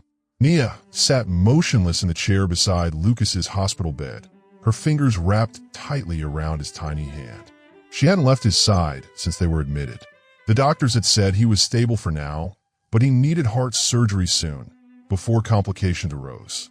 She had thought of 100 different ways to come up with the money, but no matter what she did, there was no way to gather that much in just a few days. A heavy sigh broke the silence from the doorway. Nia flinched and turned. Silas stood there. She froze. He had come. Gone was the polished businessman in his expensive suits. Gone was the cold, unshakable presence she once knew.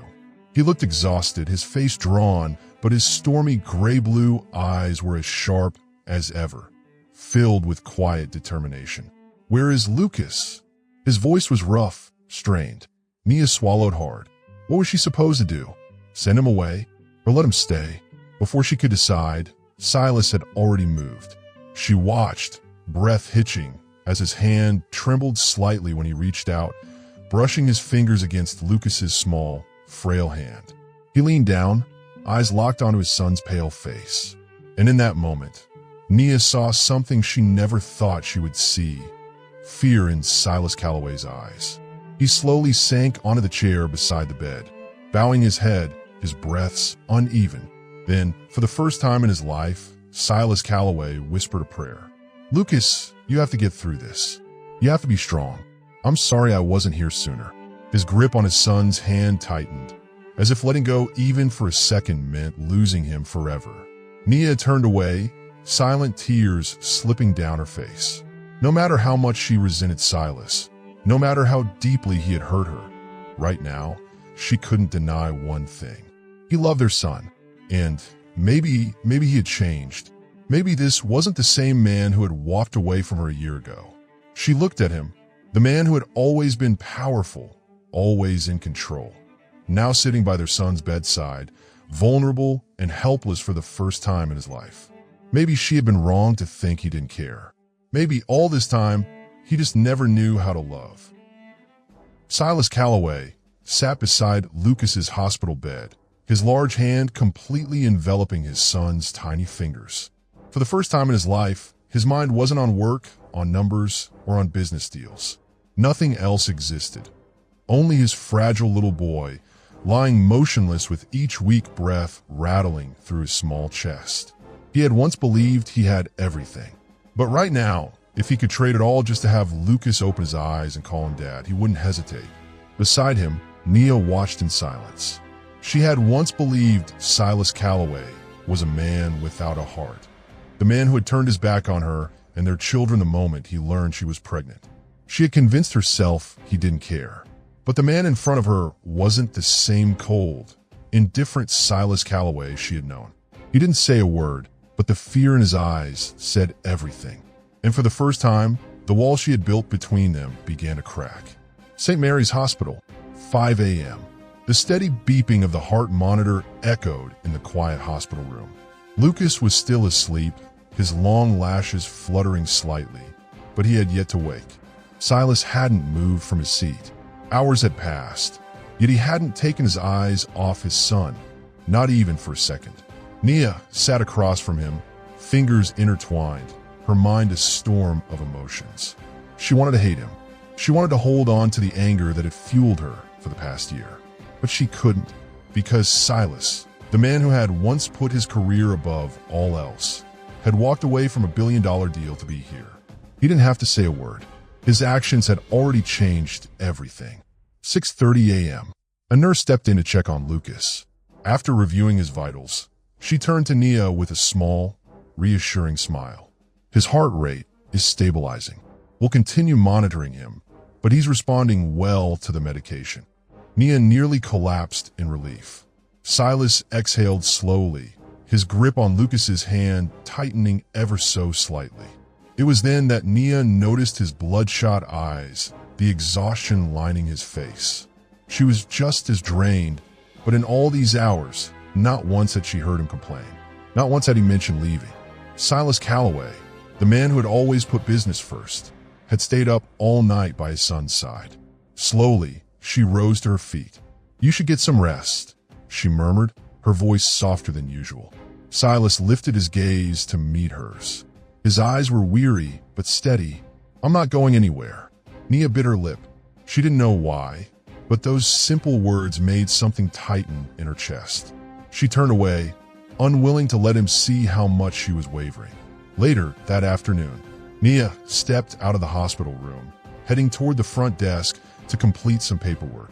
As she walked down the long corridor, she overheard two nurses talking. "Is that really Silas Calloway?" "Yeah, the CEO of Calloway Oil and Gas." "I never would have expected someone like him to sit in a hospital all night, just watching over his son." He looked genuinely worried. "I know, right? Guys like him usually send lawyers or hire people to handle these things. But not him. He hasn't left his son's side for a single minute." Nia stopped in her tracks. She gripped the stack of documents in her hands, an unfamiliar emotion curling inside her. A year ago, Silas had told her he didn't want to be a father. But now he was trying. He was trying to be one, and she didn't know what to do with that. She didn't know if she could trust him again. But there was one thing she couldn't deny. The man she once knew was gone, and that terrified her more than anything else. Silas has changed, but is that enough for Nia to forgive him? If you were Nia, could you believe that the man who once turned his back on you now truly regrets it? Share your thoughts in the comments below. This story isn't over yet. Silas is fighting for his place in his son's life, but fate has never made things easy for him.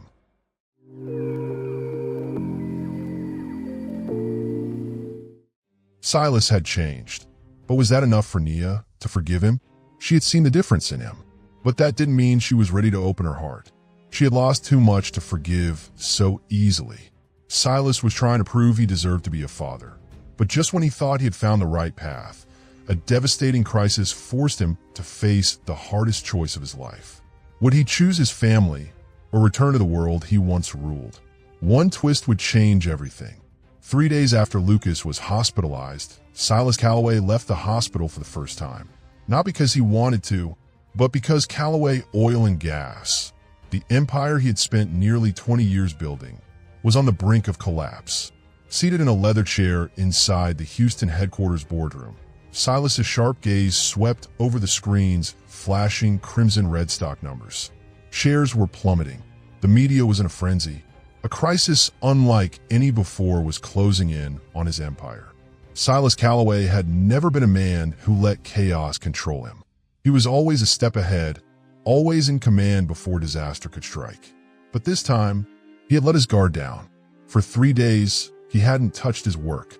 No meetings, no deals, no calls. He had only sat beside his son's hospital bed, listening to each fragile breath, feeling every weak heartbeat struggling to hold on. And in those 3 days, Calloway Oil and Gas had spiraled into turmoil. The CFO stepped forward, setting a thick file onto the table, his voice grave. "Mr. Calloway, we have a serious issue with our primary partners in the Middle East. The new government just passed a regulation that directly impacts our oil supply chain.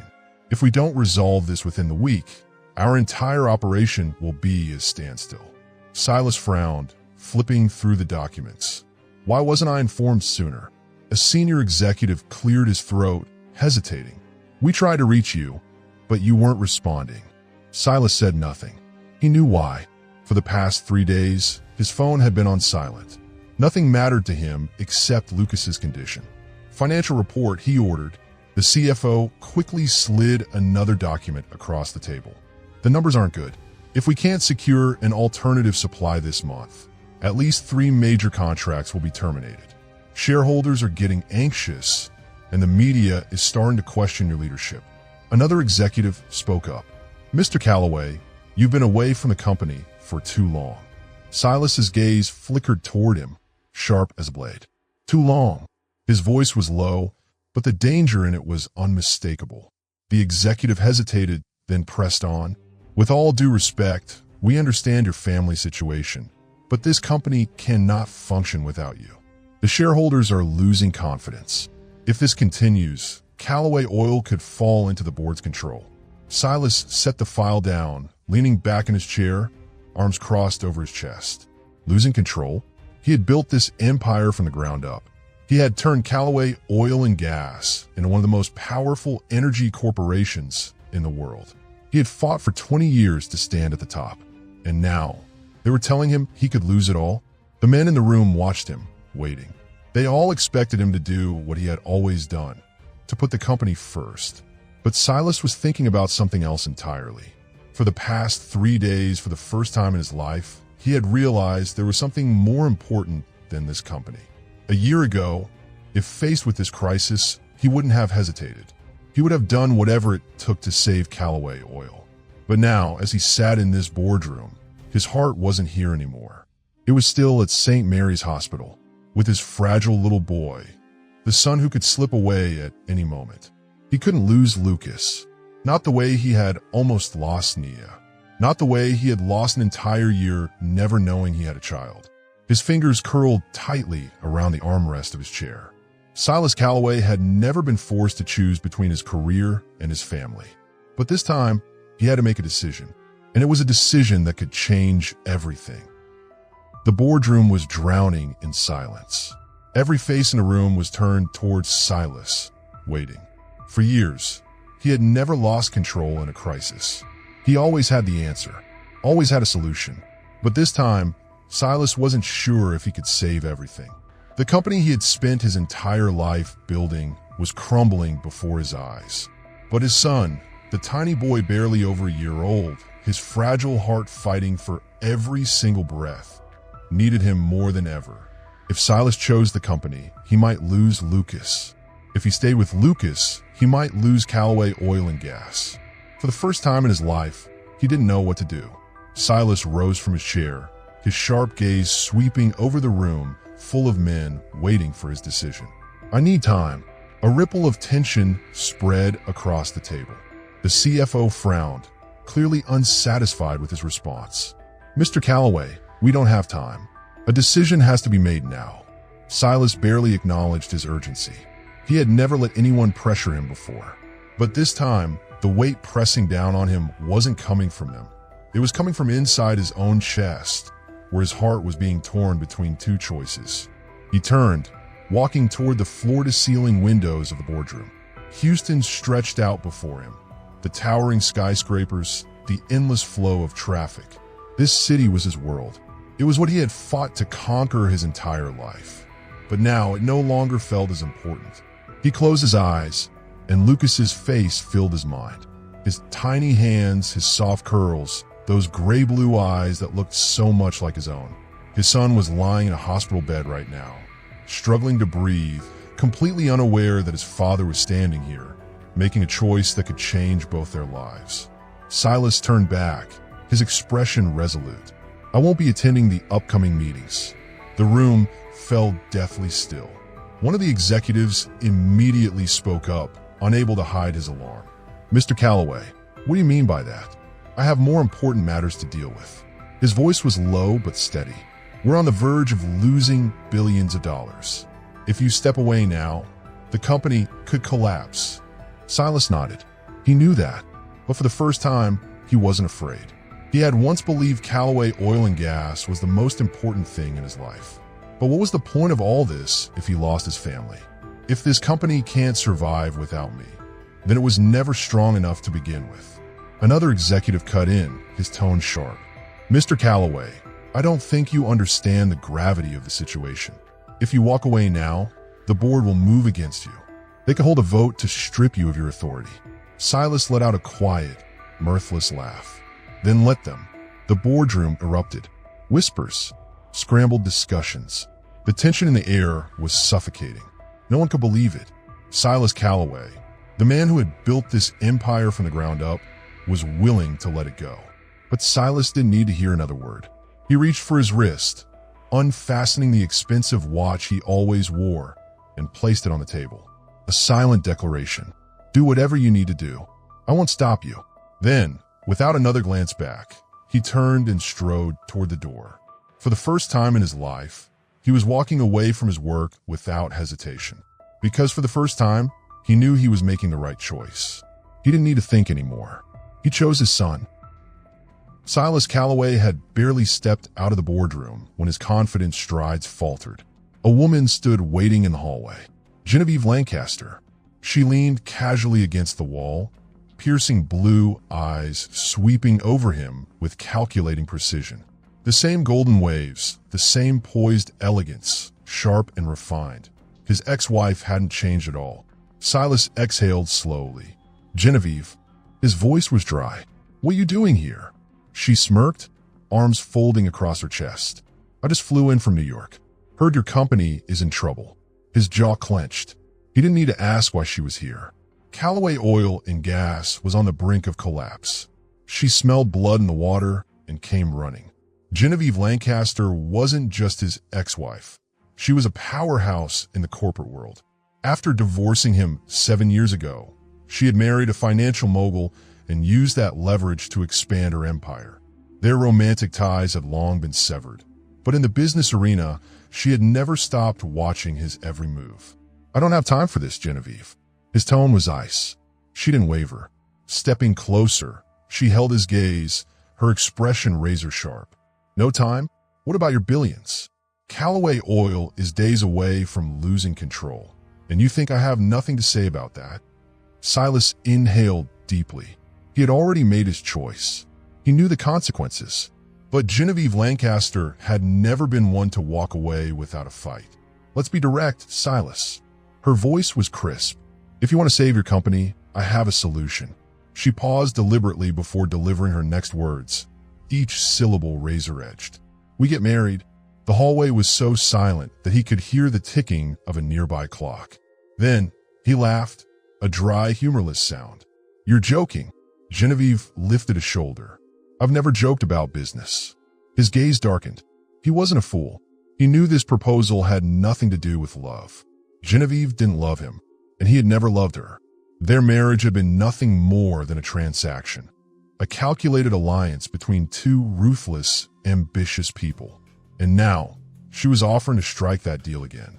"If we remarry, I can inject capital into Calloway Oil, secure investor confidence, and turn things around." Her voice was smooth, persuasive.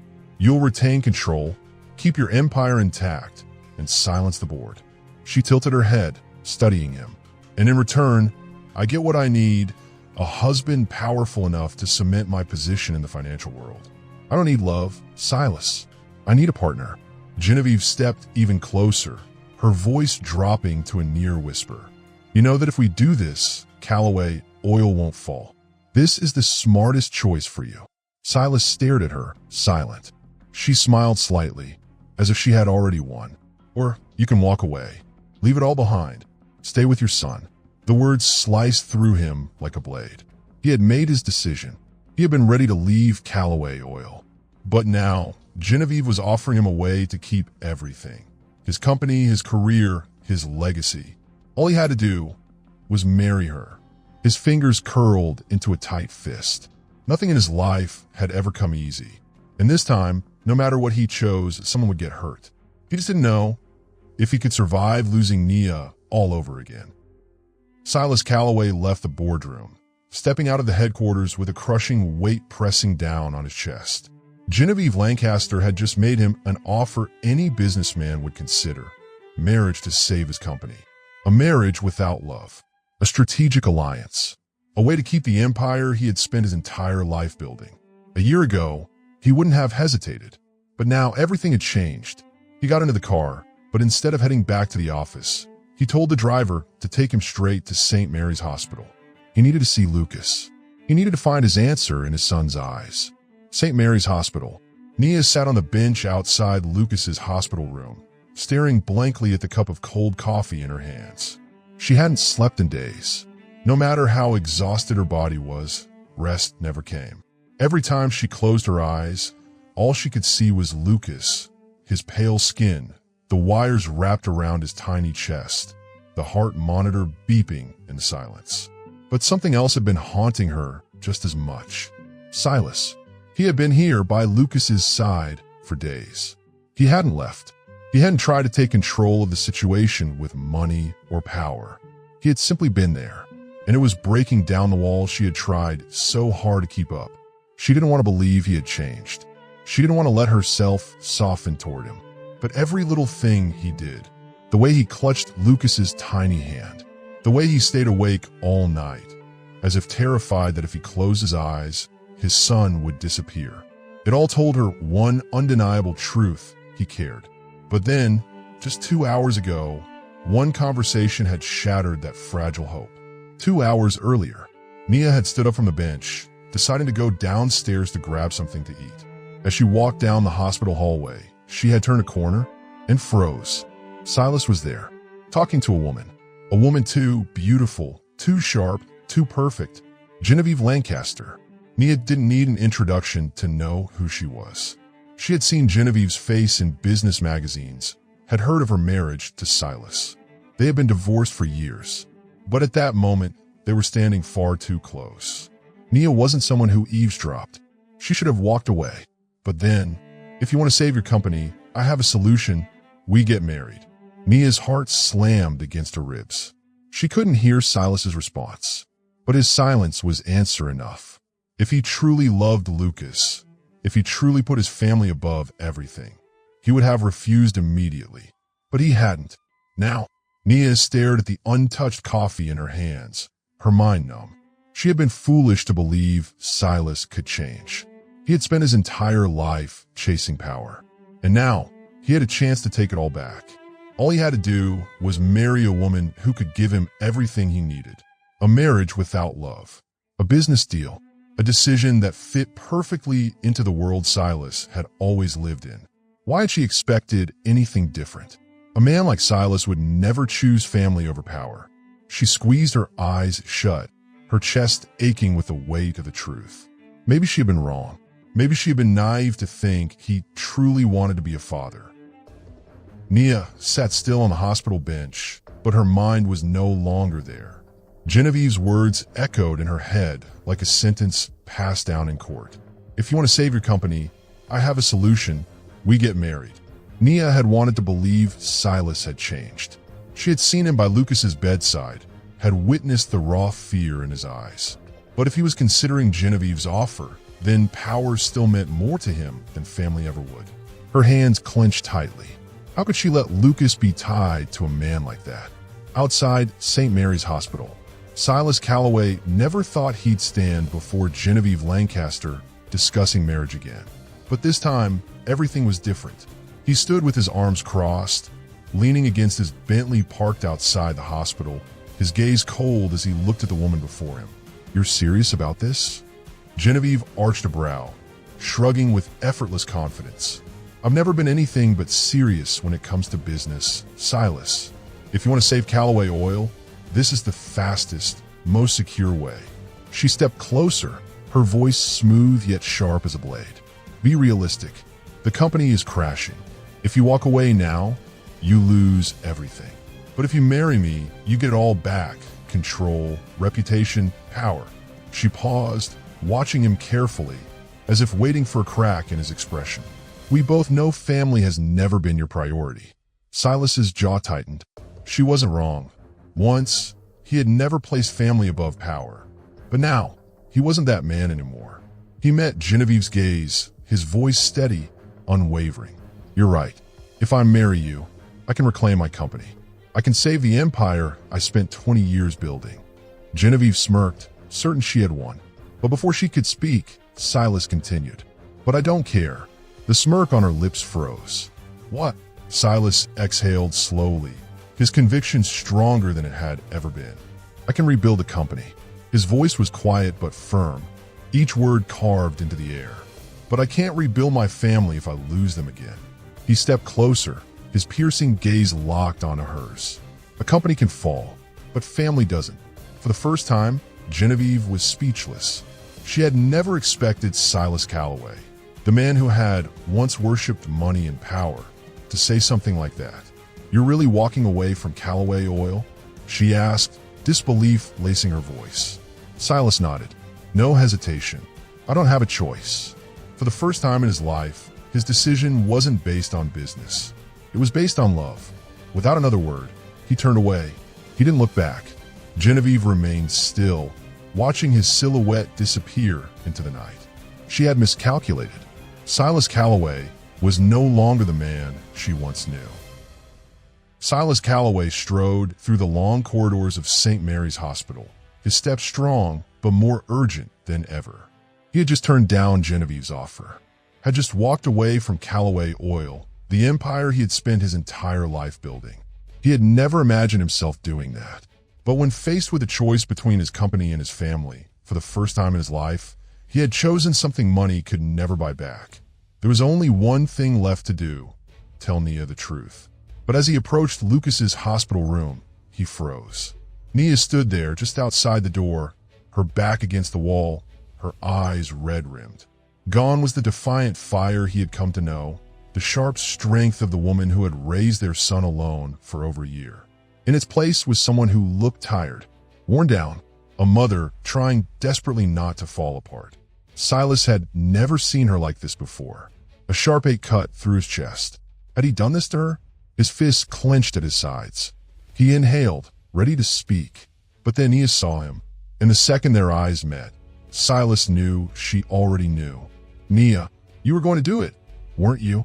Her voice broke, each word splintering apart. You were going to marry her to save your company. She stared at him, unblinking, as if searching for the truth in his expression. Silas opened his mouth, but Nia only shook her head, letting out a bitter laugh. I've heard enough. Her voice was quiet, but razor sharp. I can't believe I actually started to think you had changed. The words hit him like a punch to the chest. She had wanted to believe in him, but now she didn't anymore. Was he too late? Silas stepped closer, his voice low, urgent. Nia, I turned her down. Her brows furrowed, tension still etched into every line of her face, as if she couldn't believe what she'd just heard. What? Silas held her gaze, unwavering. I said no. The silence between them was so thick, he could hear his own heartbeat hammering in his chest. Nia blinked, her lips parting slightly, but no words came. I chose our son over my company. His voice wasn't that of the ruthless businessman he had once been. It was that of a man who had finally learned what truly mattered. Asterisk, asterisk. Nia stared at him for what felt like an eternity, as if searching for even the slightest hint of a lie. But there was none. Only raw, unguarded truth. You really gave up Calloway Oil? Silas nodded, without hesitation. I can lose everything else, but I can't lose Lucas. I can't lose you. Nia sucked in a shaky breath, but it felt like no amount of air could fill her lungs. Was this really the same man she had once loved? The man she had believed would never change? The man who had turned his back on her when she had needed him most, standing before her now, no longer the cold businessman, no longer the man who valued power above all else, but someone willing to give up everything for their son. She wanted to believe him, but could she? Because if she let herself trust him again, she wouldn't survive another betrayal. Silas held her gaze, waiting for her to say something. But Nia had no words. She wasn't ready to forgive. But for the first time, she saw that Silas had changed. And for the first time, she felt the smallest flicker of hope. Nia said nothing. She just stood there, her heart wavering at Silas's words. He had given up his company. He had chosen Lucas. She wanted to believe him, wanted to trust that the man standing before her was no longer the Silas Calloway she once knew, the man who had pushed her out of his life when she was carrying their children. But at that moment, the hospital room door flew open. A nurse rushed out, her face tense. Patient Lucas Holloway needs to be taken into surgery immediately. Nia's heart plummeted. There was no time for doubt, no space for pain or accusations. Only one thing mattered now. She and Silas locked eyes for a single, fleeting second. Then, together, they rushed inside. Lucas, their son, was about to face the biggest fight of his life. 3 hours later, time had never moved so slowly. Nia sat outside the operating room, her hands clenched so tightly her fingertips had turned white. She had whispered the same desperate prayer in her mind hundreds of times. Just let it be okay. Just let him wake up. A few steps away, Silas stood against the cold hospital wall, his arms crossed tightly over his chest. He had never felt so powerless. He could control an entire empire, could close billion-dollar deals with a single signature. But right now, none of that mattered. Because inside that room, Lucas was fighting a battle Silas couldn't win for him. Not with power, not with money. The doors to the operating room swung open. Nia shot to her feet, her heart slamming against her ribs. A surgeon stepped out, pulling down his mask. He looked at them both, then gave a small nod. The surgery was a success.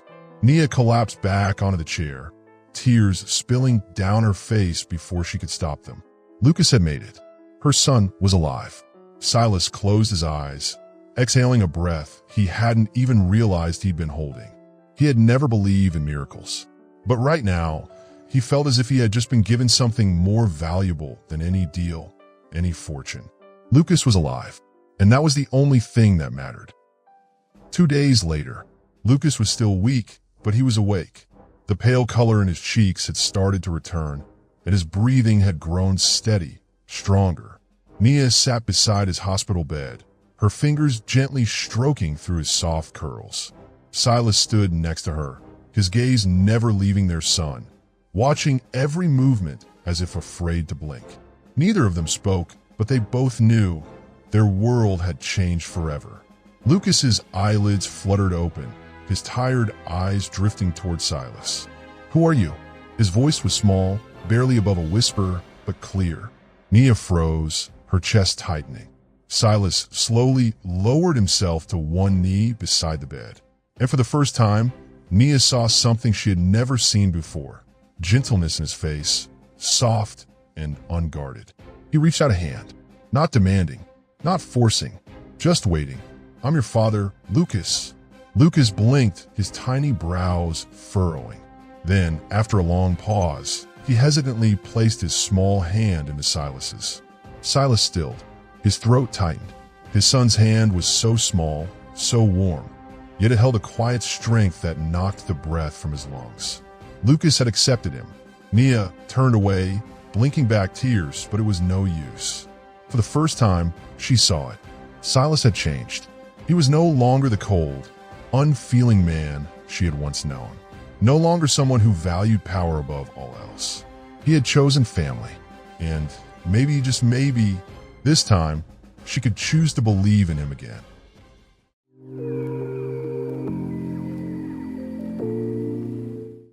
Lucas's tiny hand rested in Silas's palm. A simple connection, yet one that carried a meaning far deeper than words. In that moment, Silas knew his life had changed forever. No more tense board meetings. No more sleepless nights over billion-dollar deals. No more empty victories, achieving everything yet having no one to share it with. Now, he had a family, and for the first time, he knew he never wanted to lose it. Houston, a spring morning. The sun rose over the city skyline, casting golden light across the quiet streets. Inside a small cafe on the corner, Silas Calloway sat in front of his laptop, flipping through documents, yet his mind was elsewhere. Not on financial reports, not on corporate takeovers, but on Lucas and Lila, the two children he never imagined he could love this much. It had been a year since Lucas survived his surgery, a year since Silas walked away from the empire he once thought defined him. Now, he was rebuilding his career, but with a different purpose. He was no longer the CEO of Callaway Oil and Gas. The board had wasted no time replacing him after he stepped down. A year ago, that thought would have enraged him, but now he felt nothing but peace. He had once believed that without his company, he would no longer be Silas Callaway. But the truth was, for the first time in his life, he felt free. He had started a small firm, investing in and advising clean energy projects, something he had never considered before. But this time, he wasn't chasing power. He wasn't trying to dominate an industry. He was simply trying to build something meaningful. For the first time, his work no longer defined him. A soft chime rang from his phone. He glanced down Nia. Without hesitation, he picked up. "I'm here." Her voice came through the line, warm, no longer guarded the way it used to be. "Are you free?" Lucas and Lila want ice cream. A quiet chuckle escaped him. "Then let's go get ice cream." As the call ended, Silas leaned back in his chair, a faint smile lingering on his lips. He had spent too many years believing life was only about work and success. Now, he was learning how to be a father. And maybe, just maybe, one day, he could learn how to love again. Silas Callaway once had everything: power, wealth, a career most men could only dream of. But none of it had taught him how to be a father. None of it had taught him how to love without fear. A year ago, he had stood at a crossroads: save his company or stay with his family. And for the first time in his life, he had chosen something money could never buy. Now he was no longer the man who lived for profits and control. He was learning how to be a part of Lucas and Lila's lives. And more than anything, he was learning how to rebuild trust with Nia. Houston, a summer afternoon. Nia leaned against a park bench, her gaze fixed on the two little figures darting across the lush green grass. Lucas and Lila's laughter rang through the air as they chased after a golden butterfly, their joy echoing across the peaceful space. Beside her, Silas stood quietly, watching them, a faint smile playing at the edges of his lips. For a long while, neither of them spoke. But the silence between them was no longer a wall, no longer something that separated them. It was something else entirely now, a quiet understanding, a space where they were learning to accept the changes in each other. "They've grown so fast," Silas murmured, his voice low and warm. Nia nodded. "Yes." Just a year ago, Lucas was still lying in a hospital bed. Silas inhaled deeply, as if the memory still sat too heavily on his chest. Then he turned to look at her, his expression serious. "Thank you." Nia blinked, slightly caught off guard. "For what?" "For giving me a chance." His voice was steady but quiet, asterisk. A beat passed before he spoke again. "A chance to be a father. A chance to make things right. A chance to be here with you and our kids." Nia turned away, hiding the small smile tugging at her lips. "You're doing well." Silas said nothing, but his heart pounded inside his chest. A year ago, Nia never would have imagined standing next to him like this, with no anger, no resentment. They weren't back together. They hadn't spoken about the future, but they were walking this path together. And sometimes, that was the best beginning of all. An evening at Nia's home. Silas sat on the sofa, Lucas curled up against his chest, fast asleep after a long day of play. Lila leaned against his arm, her heavy eyelids fluttering as she fought a losing battle against sleep. From the kitchen doorway, Nia stood quietly, a cup of tea in her hands, watching the scene before her. She had never imagined she would see this. Silas Callaway, the man who had once rejected fatherhood, now holding their children close, his expression filled with nothing but love. He wasn't the man he had been a year ago. He wasn't the billionaire who only cared about power. He wasn't the man who had turned his back on her when she needed him the most. Silas glanced down at Lucas and Lila, tightening his embrace ever so slightly. For the first time in his life, he truly understood what family meant. Nia stepped forward, settling onto the couch beside him. Neither of them spoke, because sometimes silence meant more than 1,000 words. Silas turned to her, his gaze softer than she had ever seen. "I won't lose this again." Nia smiled, but said nothing. But for the first time, she truly believed that maybe, just maybe, they could learn to love again. Their story wasn't over, but this was a new beginning. And this time, Silas wouldn't let it slip away. It is never too late to correct our mistakes. What matters is not how long it took us to realize them, but whether we have the courage to change. Theodore Roosevelt. Silas had lost everything: love, family, the chance to be a father. But in the end, it wasn't about the mistakes he made in the past. It was about the choice he made to change. The choice to fight for the people he loved. Perhaps in life, we've all made mistakes. We've all let important things slip through our fingers. But if we are brave enough to face our past, if we are sincere enough to make things right, then happiness will always be waiting ahead. Thank you for following this story until the very end. We hope Silas and Nia's journey has brought you moments of deep emotion and meaningful lessons about love, family, and redemption. What do you think about Silas's transformation? If you were Nia, would you be willing to forgive him and give him another chance? Share your thoughts in the comments below. Don't forget to hit subscribe so you never miss another captivating story. And turn on notifications to be the first to see our latest updates. Thank you, and see you in the next story.